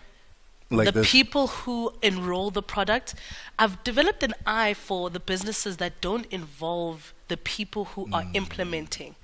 You can see when a campaign didn't have the views of those who are actually using the e-hailing. You can see that this was a high-level strategy, and we said, guys, it's hot right now. Yeah. It's electric. Everything is electric. We need to jump before the Chinese do. And you develop an eye for those things. When things were discussed in a very fancy white boardroom. Yes. And when it's time to implement, because yes, we're adding more money to the pockets, but not necessarily. You're actually killing them. Absolutely. Because in that 4 hours, e-hailing, some people are working 24-hour shifts at a time. 100%. I don't have 4 hours to sit and wait for something to charge. My phone, I can charge my phone while I'm driving. I can charge my phone while I'm using it. Why can't I charge this car while I'm using it? I think the moral of this, what caught your eye, guys, the people who are utilizing your product or implementing your product or service, speak to them before you roll out anything. Yeah, they needed to have a conversation with the e-hailing drivers themselves, because it's the same thing as, the cell phones? There are certain cell phones that can last for hours and hours and hours on end battery. Yeah. And those are usually for mine workers, people who are working in mines. Yeah. They have phones that have battery that lasts forever. Yeah. They should have done a similar concept with this EV. Yeah. All right. But anyway, let us know what you think on our social media platform at Channel Africa 1 on TikTok. Are you excited about this Uber electric? We'd love to hear from you. At the top of the hour, it's less than a minute to go before we get the latest news and step into the final hour of The Upside. SABC News. The African Perspective. Thank you, Tebogo. Top stories this hour. South Africa has officially handed over the G20 presidency to the US, and UAE welcomes a US efforts to end the war in Sudan. Good afternoon. South Africa has officially handed over the G20 presidency to the US. This follows the successful hosting of the G20 summit in Johannesburg at the weekend. The US did not attend the summit. Washington had said it would send its charge d'affaires to receive the handover after the summit. However, President Cyril Ramaphosa said South Africa would not accept this and that Washington would need to send a representative of appropriate seniority to the handover ceremony. Meanwhile, Gauteng province Premier Panyaza Lesufi says the ongoing infrastructure vandalism and cable theft are deliberate acts of sabotage. We managed to arrest during this period of the G20 1,799 people.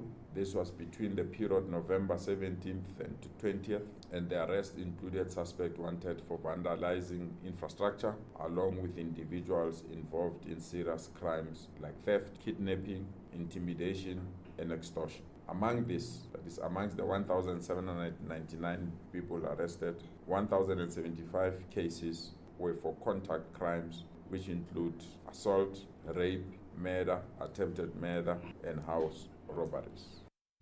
And the South African Police Chief Financial Officer, Lieutenant General Puleng Dimpane, says she is not responsible for the awarding of tenders and operational financial disbursement. Dimpane has testified before the Parliament ad hoc committee established to investigate allegations of a criminal infiltration, corruption and political interference in the criminal justice system. The allegations were made by the KwaZulu-Natal Provincial Police Commissioner, Lieutenant General Nhlanhla Mkhwanazi, in July. Lieutenant General Dimpane says operational decisions are taken by relevant managers. Yes. While I oversee financial operations, it is crucial to understand that my role does not extend to operational decisions. Operational decisions are taken by the relevant program managers that are responsible for operations and ultimately with the National Commission. I am not responsible for contract awards, or I do not have any direct involvement in supply chain management prior to the recent changes in terms of the structural changes. And prosecutors at the International Criminal Court asserted that Mohammed Said Abdelkani, a suspected Seleka militia leader, had total control over a prison in the Central African Republic where inmates were arbitrarily detained and subjected to torture over 10 years ago.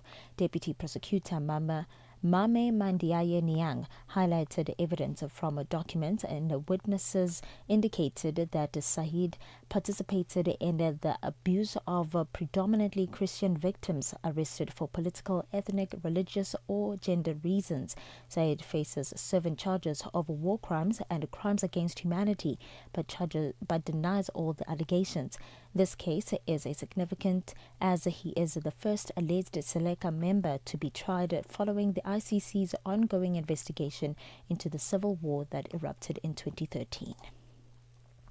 And an advisor to the United Arab Emirates, the president says the UAE welcomes U.S. efforts to end the war in Sudan and has condemned the atrocities committed by both sides. U.S. President Donald Trump is prioritizing ending the war in Sudan, and Washington has presented the warring army and paramilitary rapid support forces with what U.S. officials say is a strong text. However, neither side have accepted the text at this stage. A recap of the top stories. South Africa has officially transferred the G20 presidency to the USA after hosting the G20 summit in Johannesburg. The US did not attend the summit and it had planned to send its charge d'affaires for the handover. President Cyril Ramaphosa insisted that a representative of appropriate seniority be sent by Washington for the ceremony. For any news stories you'd like to share with us, please send an email to newsroom@channelafrica.co.za or call us on +2711 714 4459. For Channel Africa News, I am Matapula Mahape. SABC News. The African Perspective. Time to stay informed, inspired, and connected to the ideas driving Africa forward. The Upside on Channel Africa, the African Perspective.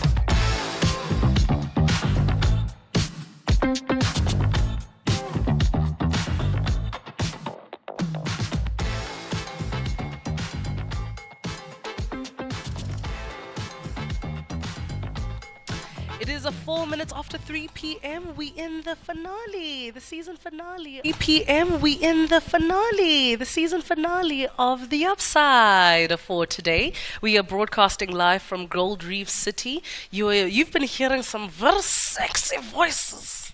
Since 1 p.m. I know Tebogo, you're sick of me. No, I'm not. Why would you say that? No. It's actually been fun. It was our first time broadcasting together. I mean, when we sat in these chairs, we looked at one another and we thought, wow, we actually haven't broadcasted together. Ever. I've produced for you, but never. I don't know how or why. But we're here now. You don't know why. Anyway, this is still the upside. Yes, on Channel Africa, The African Perspective with me, Tebogo Lekhuleni and Ntsako Mhlanga. We are coming to you live from the Gold Reef City Amusement Park in Johannesburg, South Africa. Join us live on our social media platforms at Channel Africa on Facebook and YouTube and at Channel Africa 1 on TikTok. And don't forget to download our brand new Channel Africa app where you can stream the shows live, check out the lineup, read up on the presenters, and also see all the amazing work that Channel Africa is doing on your Android or your iOS device. It's the final hour. So what are we going to be chatting about? I know we getting a returning guest on the show again, Titimba. Yes. What is he talking about this time? So we're going to be, today we're actually commemorating the 16 days of activism against violence against women and children. And it's a very important 16 days considering what happened last week Friday when we had our national shutdown in South Africa. Also, just a special shout out to everyone out there who changed their profile pictures purple. I know that it seemed very performative. It seemed very silly to a lot of people. But when the only thing you can do is stand up online and you're standing up, I appreciate it. So, and we also appreciate it as women. So there was an event today that took place, the provincial opening. It took place in Gauteng, in Orlando. They're actually just around the corner from us. The provincial opening of the 2025 16 Days of Activism of No Violence Against Women and Children. And we're going to be talking about that. Titimba was one of the speakers and pioneers of this event, and we're going to be talking because he is the chairman of Amatimer Brotherhood Circle. I want us to talk to the men, and in fact, let me phrase it differently. I want us to talk with the men. To say, guys, how's it, our kings, our African kings? What is happening? What is going on? It was so gut-wrenching landing back in South Africa, and I was in a different country for almost 2 weeks, and I was wearing the shortest dresses. I was wearing shorts. At some point, I think at 2 a.m, I was wearing like a bikini and a net over it, and no one flirted, no one catcalled me. I was walking alone as a woman. There was a time I went to the club on my own at like 3 a.m. I'd come back and get food, and we lived in the most safe cocoon for 2 weeks. The moment I landed, I remember walking out of the airport with our bags. There was already a man shouting at me, saying, "You're standing in the wrong place." And I'm like, I hear you, right? You're a man of authority. But did you really have to speak like that? And I realized that, there's so many systematic and societal aids in what men do to women and children. There's so many things that we have normalized, which is so gut-wrenching. The way a man even just speaks, for me, I can already tell the man that you are just by the way that you interact with the women around you. We're able to tell that. That is so true. And I think, without getting into too many details, because we are going to unpack it with Titimba in a moment's time, it's a conversation that we have time and time again, and we ask the question, is it worth us still having more and more conversations? Do we need to have another men's conference? So what is it that is not being done? People are being loud about it. Women are being loud about it. The media are sending conversations and media packs and information about GBV. What is it that we are not getting quite right? Is it starting in our conversations with our own friends at home? Is it starting at home? Not just with our friends, but at home. What are we doing there? How are we interacting? What have we normalized? And it's a conversation that we need to have, bring to life, and ensure that we can then do better for the betterment of humanity and for the betterment of our country and Africa. We'll continue this conversation with Titimba right after this. It's 9 minutes after 3 p.m. Central African time, and please don't be shy. Interact with us. Send us your questions, your viewpoints on social media at Channel Africa on Facebook and YouTube, and at Channel Africa 1 on TikTok.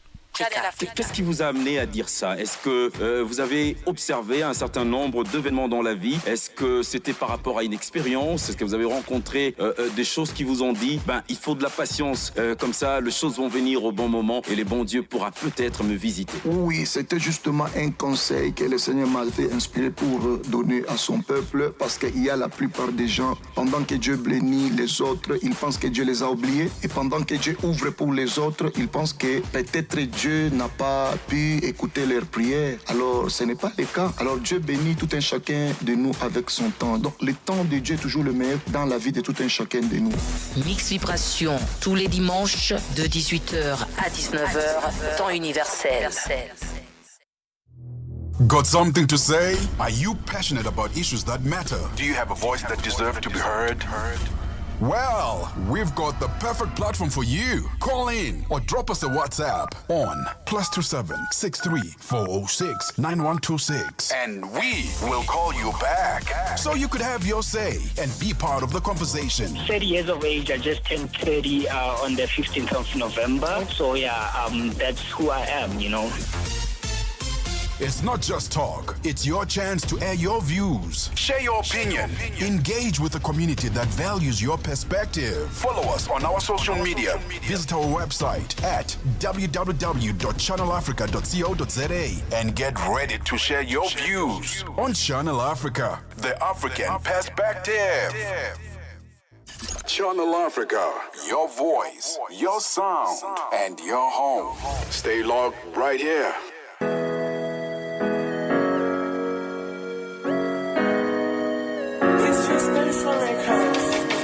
Eyes on my neck, eyes on my wrist. Many days I never sleep.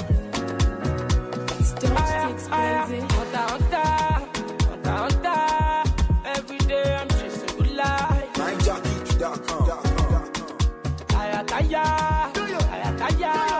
Roller coaster, never tire.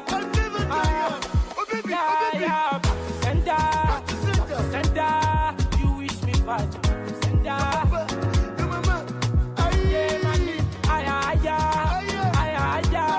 I never come down going higher. Johnny Sisi, load down, cash up, cash out.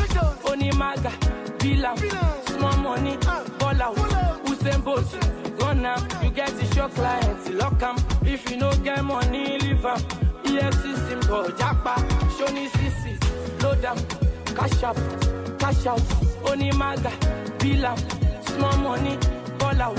Usain Bolt, run now. You get the show clients, lock 'em. If you no get money, leave 'em. EFC symbol, Japa. Yeah, let you go. Yeah, come on, let us show my life. Let you go. Come on, let us show my life. Tobacco, Blacka for me, see them on chasing. Well, everybody anyway, now we actually make you tell me. One more dog see you, one other dog see cold tag with story. Oh my god, you also she look back with money to the telenegi. When you talk, you look over, kick grow go. Over, she share up, pull up a come. Every day I'm chasing good life. If I don't show my body, roller coaster,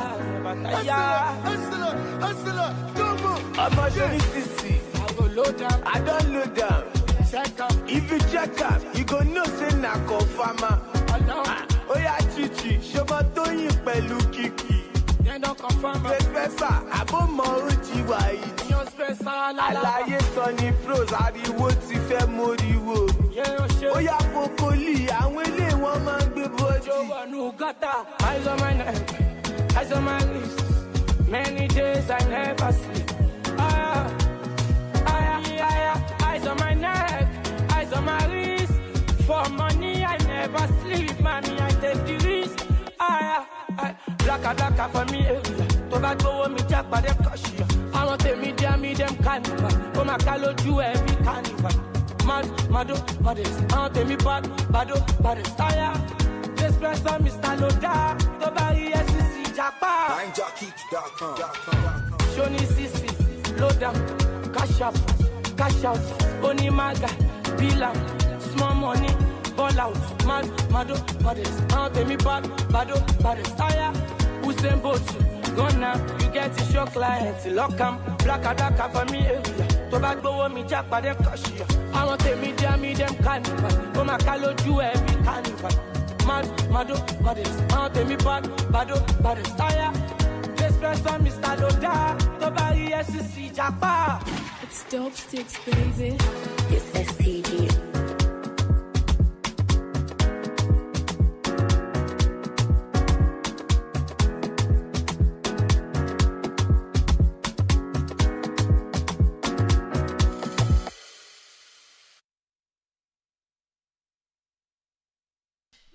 Welcome back to it. Welcome back to it. It is just gone 15 minutes after 3 p.m. Central African time. And it's so interesting that off air we were just having a debate about, 16 days of activism against violence against women and children. So for the next 16 days, we are standing in solidarity with the victims. And you know what is so interesting? I did I'm sometimes not as fun at parties. We were sitting in a table, right? And I was like, anyone who's a victim here of any sort of assault, raise your hands. All of the women raised their hands, right? And I was like, okay, cool. Any assaulters and rapists, raise your hands. No one did. So I was like, how do we know 10 victims but not 10 rapists? Ooh. Like they would come out and say, yeah, I was the one. I did that. That too, but why is it that there are 10 victims that are obviously there, but none of us know not one? Hi, guys. Something is People fishy. need to start talking. Something is fishy there. Tell you what, who knows, someone who knows a thing or two about the conversation that was being held today. Yes. And the opening of the 16 days of activism against violence against women and children, TT Mba. We've had him on the show previously, quite a few times actually, to talk about property and all the amazing work that he's doing. The 16 Days of Activism campaign is a global call to end gender-based violence. But in South Africa, a country facing some of the highest GBV rates in the world, it's more than a campaign. It's a fight for safety, dignity, and humanity. And joining that fight is an entrepreneur, property leader, and community builder, TT Mba, who has used his platform to drive social impact and change. The platform is called Amatime, and he joins us on the line. TT, thank you so much for your time. Welcome back to The Upside. How are you doing? Thank you, sir. Thank you for having me, and hello to all. You are indeed back home. Titi, let's talk about your participation at this year's opening of 16 Days of Activism, Violence Against Women and Children. You've been a part of many community-driven initiatives in your life. Why specifically did you step into this GBV space with your platform Amatime? Well, if you understand the stats, and these are facts, they say every 63 seconds a woman or child are a victim of gender-based violence, and the perpetrators are men.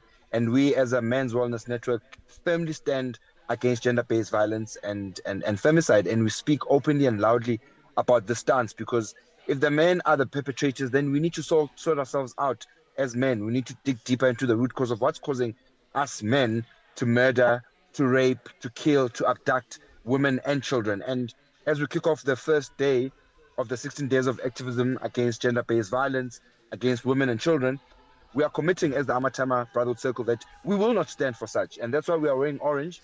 Apparently on the 25th of every month, we're supposed to wear orange in solidarity of the fight against gender-based violence and femicide. TT, we have gender-based violence and femicide. TT, we have a number of questions for you, but I'm going to ask you to hang 10 for us. We're going to take a short break, and when we come back, the conversation continues. This is The Upside. It is just gone 19 minutes past 3 p.m. right here on Channel Africa. Also share your thoughts on social media at Channel Africa 1. We'll be right back. na Abedi Jean de la Croix. Leo tujadili kuhusu chipukizi wanaoimba nyimbo za wasanii wengine. Unadhani hili linatokana na nini, Omari? Nadhani kweli kwamba tukizama muziki ya sasa, hasa wasanii ambao ni chipukizi, kwa kweli kwamba yani karibu kutoka muziki wao wenyewe, lakini wanakuwa wanataka kuhubiria muziki ya zamani na muziki ya wengine ambao ni taimbo. Wengine wanadai kufanya hivyo ni kupromote vipaji vyao haraka ili waweze kujulikana. Je, yawezekana kukawa na ukweli wowote au ndio kukosa kabisa kipaji cha kuandika mistari? Ndio, unaona kwamba msanii anapoazimia kwamba kuchukua wimbo mwingine wa msanii mwingine na kurudia mara mbili sivyo, haionyeshi kwamba yani ndio wanaanza kazi ya muziki aizani, lakini ukiangalia kabisa asilimia kubwa utakuta kwamba wanakosa ile mawazo ya kutunga muziki. Zilipendwa kila Jumamosi kuanzia saa 12 kamili majira ya Afrika ya Kati hadi saa 1 kamili majira ya Afrika ya Kati. If it's news and current affairs, leading opinions, and thought leaders that get your groove, this is your home, The Upside. Welcome back to it with just only 40 minutes left of the show. Welcome back to it with just only 40 minutes left of the show. This is what happens when you're having a lot of fun. Time seems to fly by. Welcome back to The Upside on Channel Africa. Thank you so much for choosing the African way to usher in your afternoon. We are broadcasting live from Gold Reef City, where, you know, the company that you work for really, when they go above and beyond for your Christmas. They said, you guys have worked hard, so we're going to book out the whole of Gold Reef just for you. And that's exactly what they did, which is very exciting. What if this is our bonus? No, then we'll definitely renegotiate with our managers. But for now, getting back into the conversation, we are joined by Titi Mbao, who is the chairman of Amataima Brotherhood Circle, and we are talking about the 16 days of activism against no violence against women and children. It is happening from the 25th of November, which happens to be today, to the 10th of December 2025, which should be actually 365 days of activism. And Titi, so thank you so much for joining us and hanging 10 for a second there. Let's bring back this conversation. You were talking about how, you guys are championing conversations. You wear certain colors on certain days. Sometimes even when you just drive on a Sunday, you see men together at Shisanyamas. You see men gathered together at these clubs and bars. Sometimes you ask yourself, where are these men when they're with their families? What conversations are men having? Because it raises a concern for us when we're seeing conversations happening about men, but what is the topic? Are we talking about the violence that is perpetrated to women and children? What are the conversations that you, in your men's groups, what are you having? Group that deals with personal issues that affect us as men. We've got more than 1,000 men in that WhatsApp group. So outside that WhatsApp group, what we also have is we meet every Monday evening between 8 p.m. and 9:30 online to have different topics. So we allow men to talk about their challenges in the hope of coming up with solutions. Because the more I talk about what's grieving me as a man, I'll realize that, I thought I was experiencing a lot of issues until I listened to the next man. And then we actually have specific conversations around gender-based violence to say, gentlemen, do you understand what gender-based violence and femicide actually is? Because some men would say, no, but this is how I was raised to speak. But it's still violence. Violence is violence. So we have these robust conversations. We call each other out. And I think we're getting to a point where the honesty amongst us as men is starting to show up in a lot of ways. Wherever we go, we are very intentional about saying, guys, we have to build a society of good men. And for us to do that, we have to have the conversations, as uncomfortable as they may seem. Titi, what are you then saying to the men who were not raised with a father figure in their lives? So they don't have an exemplary example of what a man is, how a man conducts himself, how a man engages with the world around him.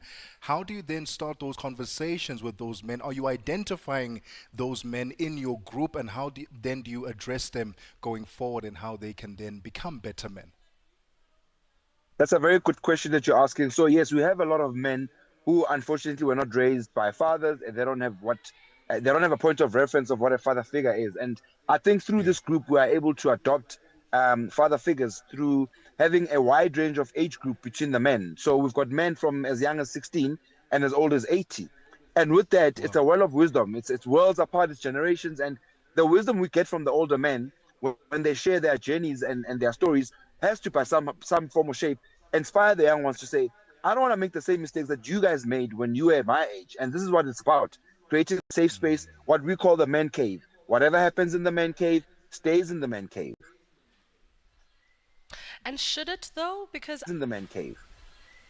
And should it though? Because I think, and I don't want to do a cause and effect activity here, but I do feel that there are some societal standards and perhaps fuels that are adding to the violence fires. What do you think is happening to society that perhaps contributes to GBVF? I think we as a society need to go back to depending on the teachers to teach our kids at school, but yet that's not their responsibility. Their job is to educate and not to teach your daughter or your son to have manners, not to teach your son and daughter to say please and thank you. You know, it starts with the family unit. If I am responsible for the Mba family and my neighbor is responsible for his family and our street is responsible for how we interact, and then it goes on to the suburb we live in, it goes on to the city, the province, and finally the country. It has to start within the family unit.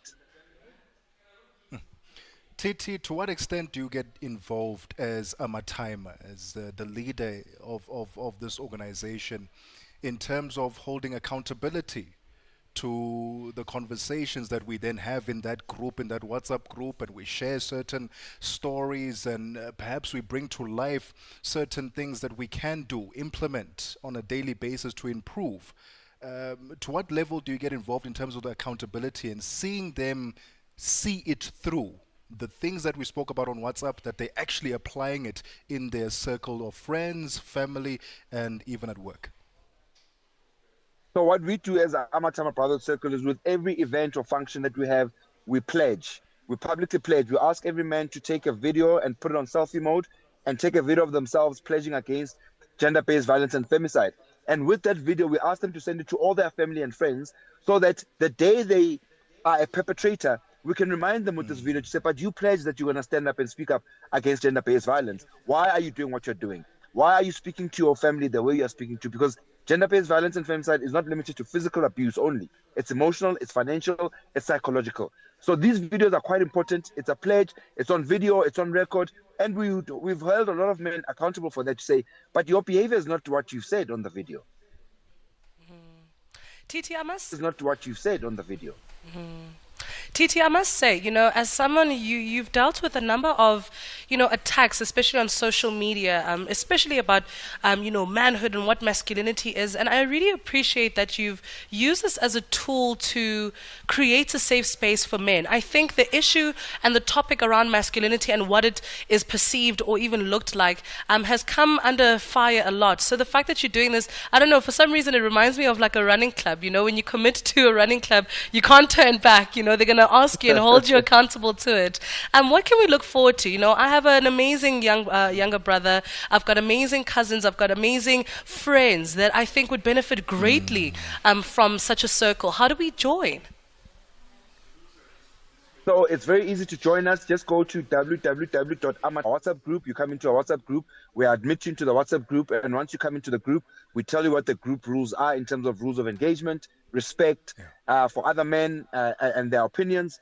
Everyone is entitled to an opinion, but as long as it's within a respectful framework, we don't want people that are going to come there and curse and just be disrespectful to other men. It starts with you. Again, the family unit for us is what we are trying to push.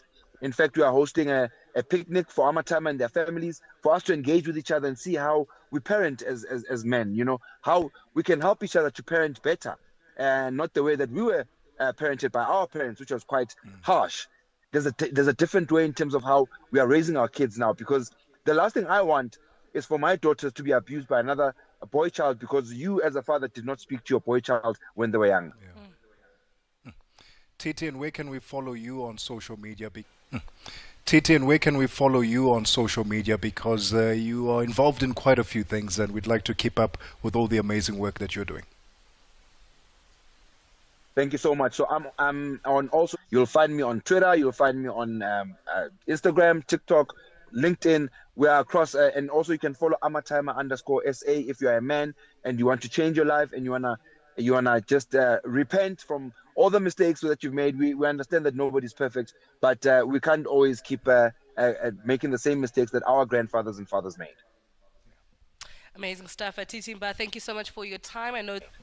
Amazing stuff, Titimba. Thank you so much for your time. I know it's been a very busy day, a lot of speaking today, but carry on doing the amazing work. We are following you and we're championing you, man. Thank you so much, and we firmly and loudly stand. Amazing stuff. Thank you so much. That was Titimba, who's the chairman of Amatima Brotherhood Circle. It shows you that Amatima Brotherhood Circle. It shows you that it actually doesn't even cost much for you to create an impact in the world. It is 30 minutes after 3 p.m. Central African time. Besides being a woman, being an extreme sport, Musiburi girl, what do you have for us, girl? African Perspective. Thank you so much, Ntsako. This is what we're leading with at this hour. So Ruben Amorim admitted that Manchester United deserved to lose after they fell to a 1-0 defeat to 10-man Everton at Old Trafford on Monday night. The United manager criticised his players' lack of intensity during that flat performance that also ended their 5-match unbeaten Premier League run. United were given a major advantage when Everton midfielder Idrissa Gueye was sent off in the 20th minute for slapping teammate Michael Keane during a heated exchange. But instead of taking control of that match, United were overrun and Everton struck first when Keenan Dewsbury Hall guided a low effort into the far corner on the 29th minute. Amorim acknowledged that his side never recovered from that and was left disappointed with that result. Frustration, disappointment about the way we play the game. I think they were the better team with 11. They defended really well with 10 men. 70 minutes. So I think we deserve to lose. We didn't play well. We didn't play with the right intensity. And that's it.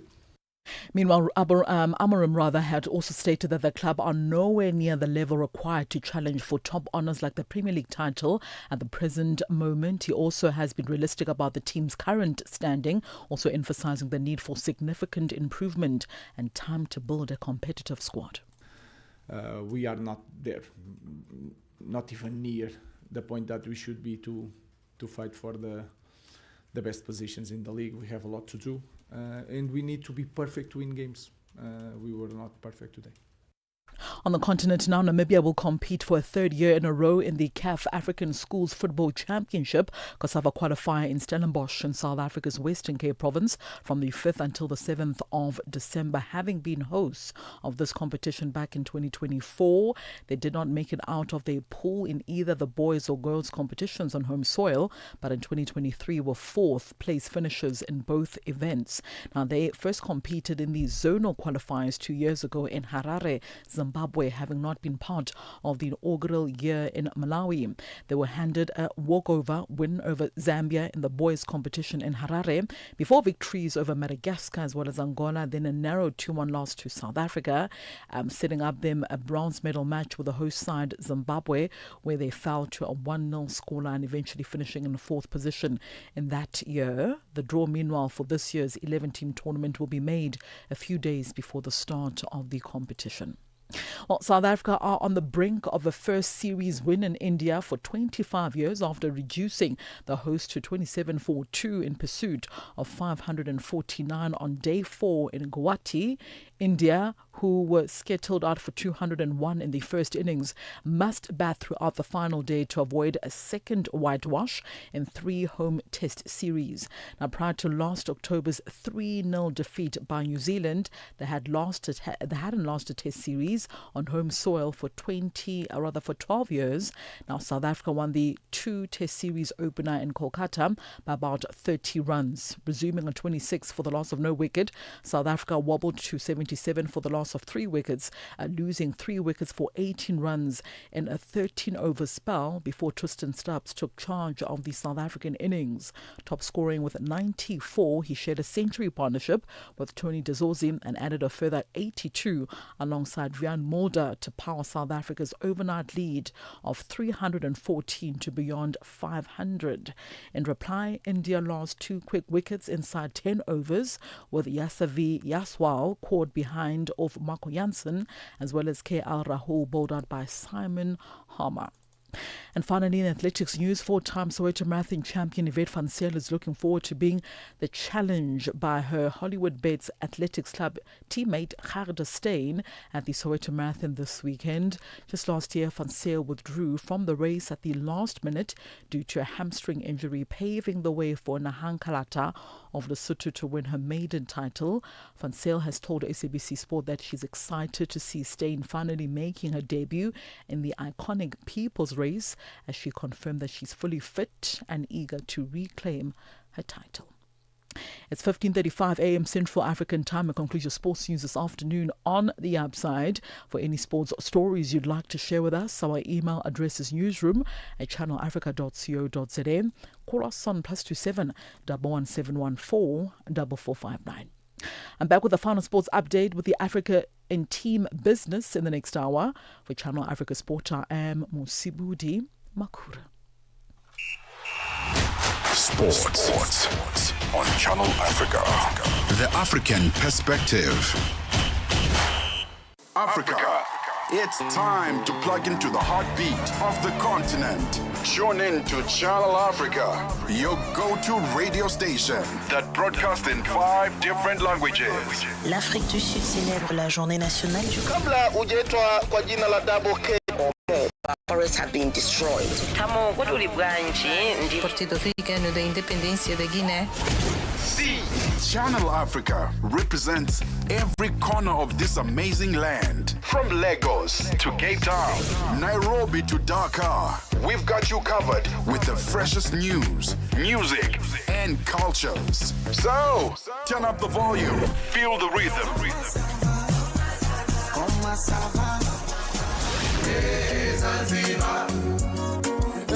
And join the conversation. Channel Africa, the African Perspective. This is The Upside for the best African vibes, groundbreaking content. 36 minutes after 3 p.m. Central African Time. Let's get the final business news this afternoon. Buntle Headbush is standing by. Business news on Channel Africa. The African Perspective. Thanks, Tebogo. Good afternoon. Our top story this hour, the President of Brazil, Lula da Silva, is on a working visit in Mozambique at the invitation of President Daniel Chapo. Their meeting follows a bilateral encounter at the COP30 earlier in November, where both leaders committed to deepen cooperation across agriculture, education, health, entrepreneurship, and the fight against organized crime. Shortly after his arrival in Maputo, Lula da Silva underscored Brazil's readiness to expand support for Mozambique's pharmaceutical manufacturing, biofuel investment, food security, and educational training programs. Executive Director of Democracy and Development in Mozambique, Decide Mozambique, Wilka Dias, says Mozambique should use this opportunity to pursue a greater exchange of agricultural technical expertise between the two countries. Africa is not a monolith. Different countries have different data challenges. And what we normally find with African countries is that even though we all kind of operate underneath the AU can't enforce decisions. Individual states can still choose which path they would like to take. And we find, unfortunately, that when it comes to these economic priorities, even when we have things in common, leaders prefer to go it alone. They prefer to work out their own deals. So I think it's good to see, economic issues on the table. But I think the only way to really sort of say, well, how can the EU help us? Obviously, as one of the lenders to the continent, we also need to come up with a cohesive strategy and a cohesive response. The UN's World Food Programme has warned that nearly 500,000 people in northeast Nigeria may miss out on food assistance from January next year as its resources run out. The UN agency says a recent surge in attacks has displaced thousands, mostly farmers who are now relying entirely on aid to survive. Chi Lyle is head of communications for the WFP in Abuja. It's one very big opportunity to Mozambique to explore more the agriculture sector, to try to have more young people, for example, to have access to that techniques and the other form to development the agriculture in our country, because we have so many lands here, but we don't have the technique. And maybe it's the one form to try to help that people, the young people who don't have any job for the moment.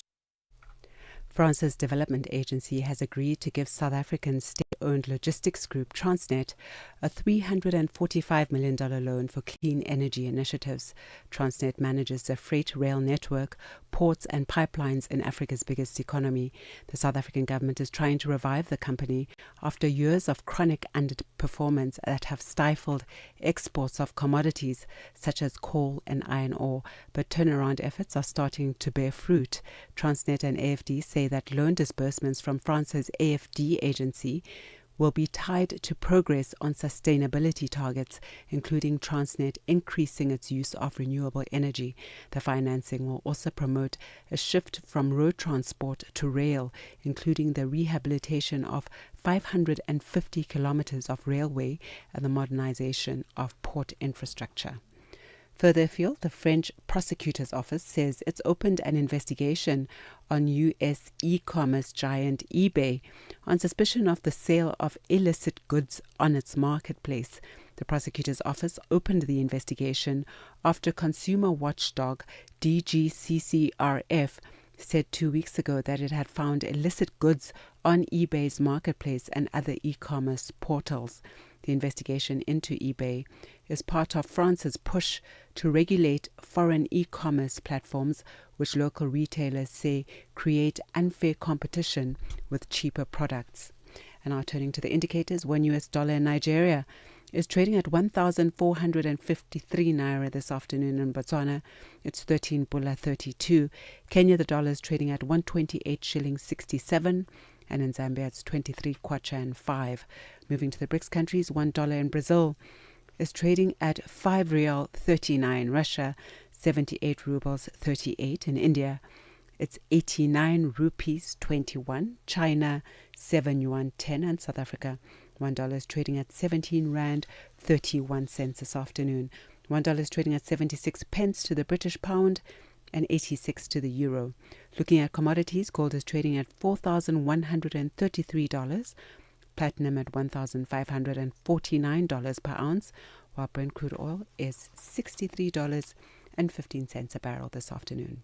And that was your final business update. I'll be back with the final look at the indicators in the next hour.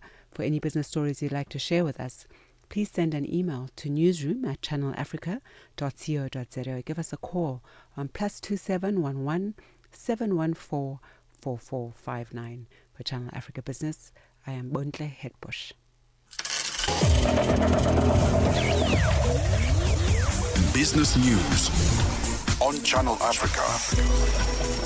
The African perspective. Africa at Play with Neto and ETO Chemane. I've witnessed something fresh, something exciting, and something very inspirational from the president of the country, William Ruto. Whenever athletes are performing to their best level, he always comes on board to reward those athletes, be it football, be it athletics, and not leaving it up to the sport ministry. The president realizes that sports is a business, and for that reason, he also reduces the number of people who are jobless, because sports now is such a serious business, and for that reason, commercialization of sports is a major way of improving or increasing employment opportunities for the young people, and that is why the president has been very persistent in trying as much as possible to inspire more sports personalities to reduce the baggage of the people who are struggling to get job opportunities in the country among the young people. Francis FM Mutegi, our correspondent from East Africa in Nairobi, Kenya. Live every Saturday and Sunday from 2 to 5 p.m. Central African Time. Your afternoons just got even better, fresh and exciting. The Upside, hooking you up with today's news from an African perspective. It is gone 44 minutes after 3 p.m. Central African time. It is gone 44 minutes after 3 p.m. Central African time. This is The Upside on Channel Africa, the African perspective with Tebogo, Lekhuleni and Ntsako Mhlanga. We're coming to you live from Gold Reef City this afternoon in Johannesburg, South Africa. Join us on our social media platforms at Channel Africa on Facebook and YouTube, and at Channel Africa 1 on TikTok. Engage with us. Let us know what you thought about the show this afternoon. What caught your eye? We'd love to hear from you. A timeless tragedy. Let's talk theatre. Are you a theatre hun? Yes, I used to. I used to act in high school. I won Best Supporting Actress. I also write in and high direct. School? Yes. I'm also acting like I'm not tired or hungry. So I think I'm doing a great job. In high school, you had Oscars at your high school. Yeah, listen, hey, some of our schools, hey, let me tell you something. When our parents took out school fees, it was school fees for acting, sports, everything. So yeah, I won Best Supporting Actress. I won Best Screenwriter, Best Director as well. So yeah.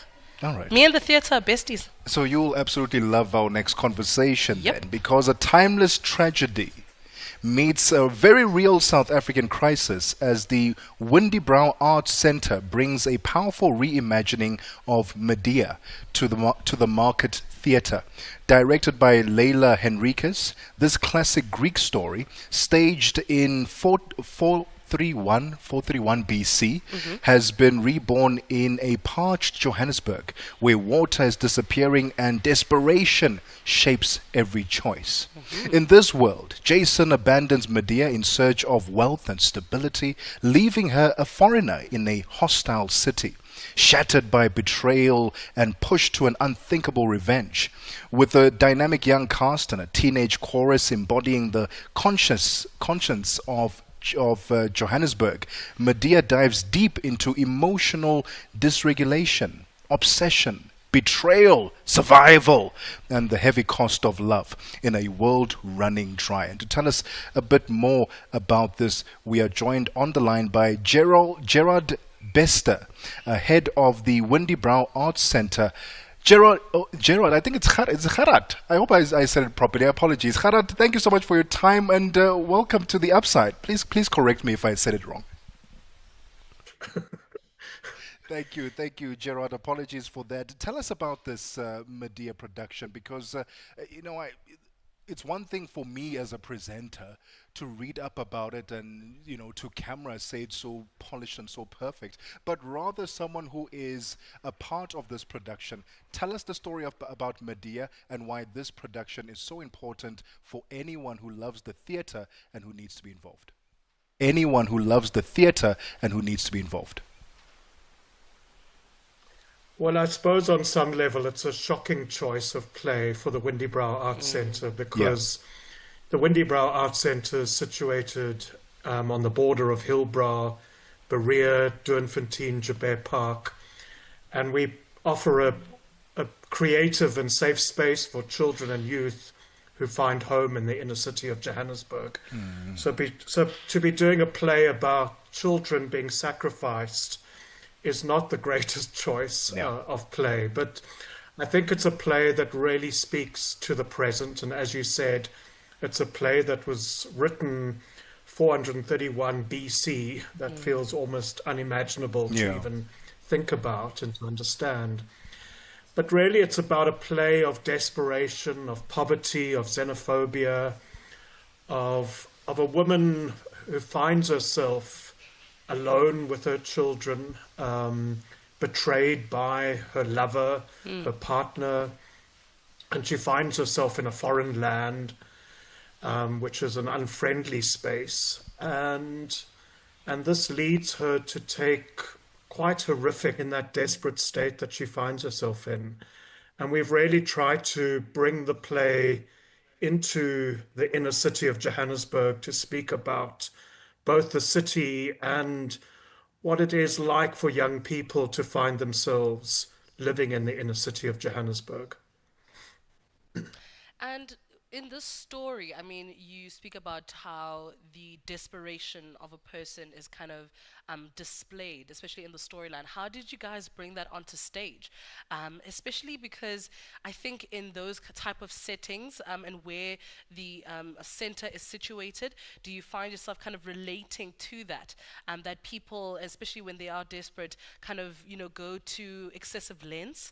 How did you guys display that on the stage? Well, Leela's taken the cast through a very powerful and delicate and charged rehearsal process, really to both embody and to find that heightened emotion. It really is. It's a play that starts with a very charged energy, and it kind of stays there throughout the work. And so for this company of actors, it's been a good 6 week process of really both engaging it on a personal level, but also trying to find empathy for all the characters that they find themselves playing. And I think empathy becomes the strongest force, both for an actor, but also then for an audience, to really try and understand what it is to be forced into situations where one takes action in sometimes very destructive ways. It's 10 minutes before 4 p.m. Central African time. It's 10 minutes before 4 p.m. Central African time. We're going to take a quick breather. When we get back, we get back into our conversation. We continue the conversation with Gerard Bester, the head of the Windy Brow Arts Center, as they reimagine Medea. That's coming live at the Market Theatre. And if you have any questions for Gerard, and perhaps you are maybe a parent with a few concerns on how this production will have an impact on your child attending the production itself, hey, or just have any questions for Gerard, send it through on our WhatsApp line +27 63406 9126. Alternatively, drop us a comment below at Channel Africa on Facebook and at Channel Africa 1 on TikTok. Continent. Tune in to Channel Africa, your go-to radio station that broadcasts in 5 different languages. L'Afrique du Sud célèbre la journée nationale du Kabla hujaitwa kwa jina la Double K or more of our forests have been destroyed. Partido Africano da Independência da Guiné. See, Channel Africa represents every corner of this amazing land. From Lagos to Cape Town, Nairobi to Dakar, we've got you covered with the freshest news, music, and cultures. So, turn up the volume, feel the rhythm.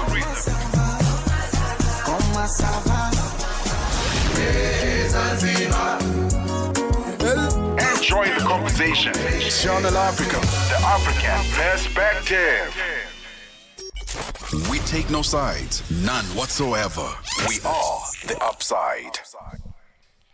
It's 8 minutes before 4 p.m. Central African time. This is indeed the upside. Before 4 p.m. Central African time, this is indeed the upside, your gateway to the good life on Channel Africa, the African perspective with Tebogo, Lekhuleni and Ntsako Mhlanga.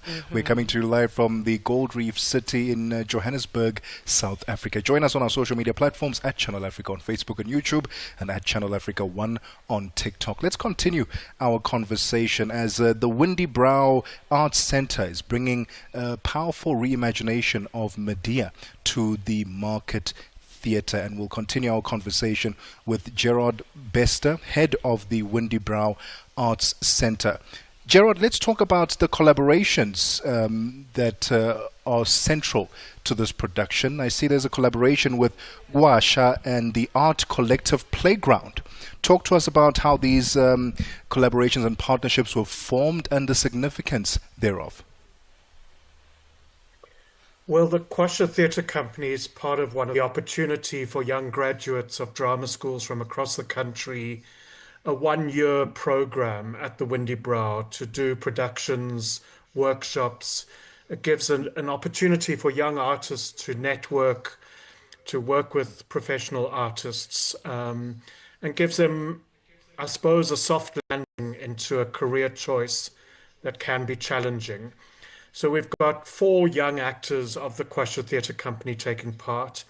And then, as you say, we have 3 extraordinary artists who call themselves the Play Group, whose real interest is in finding the sounds of the inner city of Johannesburg. And so they've created this extraordinary soundscape, which will be part of the production. And Leela has, from the beginning, looked at water as a metaphor in the play. And I suppose that resonates with all of us who find home in Johannesburg, who struggle sometimes with water in our taps. And so water becomes a strong theme in the play, this impending thunderstorm, the lack of water in the pipes, the spluttering of water in the tap. And then we have Chloe Woodstock, who's created an extraordinary set which really places the play in the world of a flat in the inner city of Johannesburg. But there's also this mythical element. So Medea is possibly a sangoma or a healer of some sort, a magician. And so those elements come into the design as well. So there's a mythical element. This is mythology, and that's been one of the ways Leela's been able to deal with the extreme violence in the play, is through mythologizing it, is through metaphor. And I suppose with a lot of Greek tragedies, a lot of that violence is not seen, but is told through the chorus. And we have 4 very young performers on the stage who are all participants of the Windybrow Art Centre's after-school program. So that's very exciting as well, that these really young performers, artists, have got this amazing opportunity to perform on the Barney Simon stage at the Market Theatre. Thank you. And when is this going to be taking place? When is this going to be taking place? Give us the tea. What are the deets that we need to know regarding this play?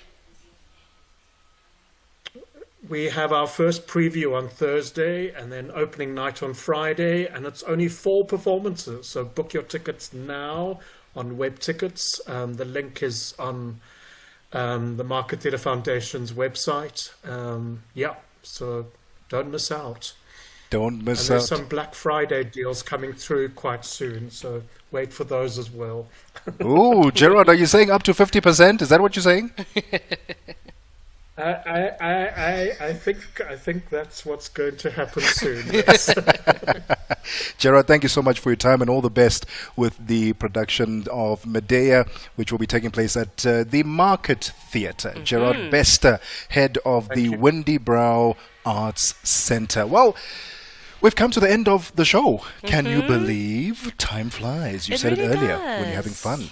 Yeah, I had a lot of fun today, and I really do appreciate the fact that, we had such amazing conversations, starting off with cosmetic dentistry. Yep. Even Nolo, I'm waiting for her outside. I'm telling you, I want to go see her. She didn't say she's going to come here now. She did. Like now, today? Nolo literally said she was going to be coming here later on. No, man. Okay, maybe I didn't hear right. Oh, well, she was talking to me. No, she was talking to you. And we also had a very inspirational conversation in the second hour of the show, talking to Chris Bertish about his new book. Super stoked, talking about navigating the waves of life, and of course, waves being used metaphorically. He is a super surfer, which was absolutely amazing, talking about that and how he used fear. Guys, the ocean is very big. Like, I know he said you must believe in yourself, but do you understand the ocean, my boy? No, I'm not a swimmer, so I don't test waters like that. Literally. I test waters like that, literally. When we go to the beach, I'm there by the sand. There, if the water touches me, I step back. That's it. I just view it and take pictures. Anyway, Tami Ngubeni is standing by, the Queen of Africa in business, to tell us what's coming up this afternoon. Tami, how are you doing? What's coming up on the show? I am absolutely awesome and welcome back. There, when you told me that you run away from the water, I always figured that you were the kind of guy who would be running slap bam into that wave and just diving right under it.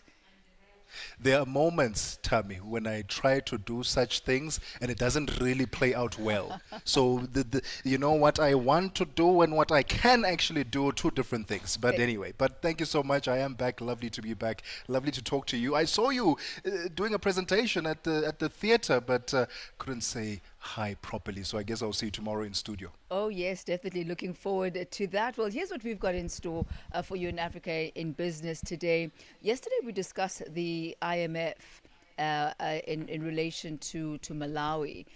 Today, we're discussing the World Bank and their reaction to Kenya's public debt burden, which has now reached approximately 68.8% of the GDP in the 2024-2025 fiscal year. And I tell you what, sure is just the reaction there. We'll be having a conversation this afternoon with Ruth Kinyanjui, a leadership governance and economic analyst who is based in Kenya. And also one of the key issues as far as climate change is concerned and water security were discussed at the Water Security Africa Summit. And this has once again brought some renewed urgency to a very fundamental question. And that question is, do we really have a water problem at scale? We'll be focusing on that this afternoon as we'll be speaking and focusing on the Africa's water resilience situation and this emerging from both the public and the private sectors. You know what I'd love to know is if I'd love to know is if the tourism is contributing as much to the Kenyan GDP, and if maybe we shouldn't be turning it into a more. You don't think it is? A destination. 68% is a lot. It is a lot. It's a lot for debt. It's a lot. But we are not the experts when it comes to debt and business. The queen of Africa in business, that's Tami Ngubeni is. Thank you so much for holding it down. Appreciate you. Thank you. It's lovely working with you for the very first time.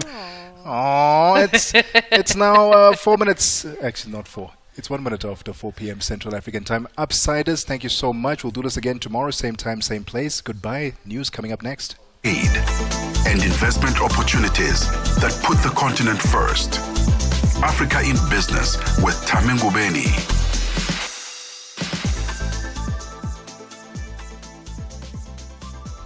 It is exactly 1 minute after 4 p.m. Central African time. A very good afternoon to you, Senegal. Good afternoon, Angola, Burundi, Burkina Faso. Good afternoon to you, Comoros, Djibouti, Eswatini. Good afternoon, Guinea, Kenya, Liberia. Good afternoon, Africa. Welcome to Africa in Business on Channel Africa. I'm Tami Ngubeni. Let's head over now to the news desk for your latest local, continental and international news. Here is Matapelo Mahape.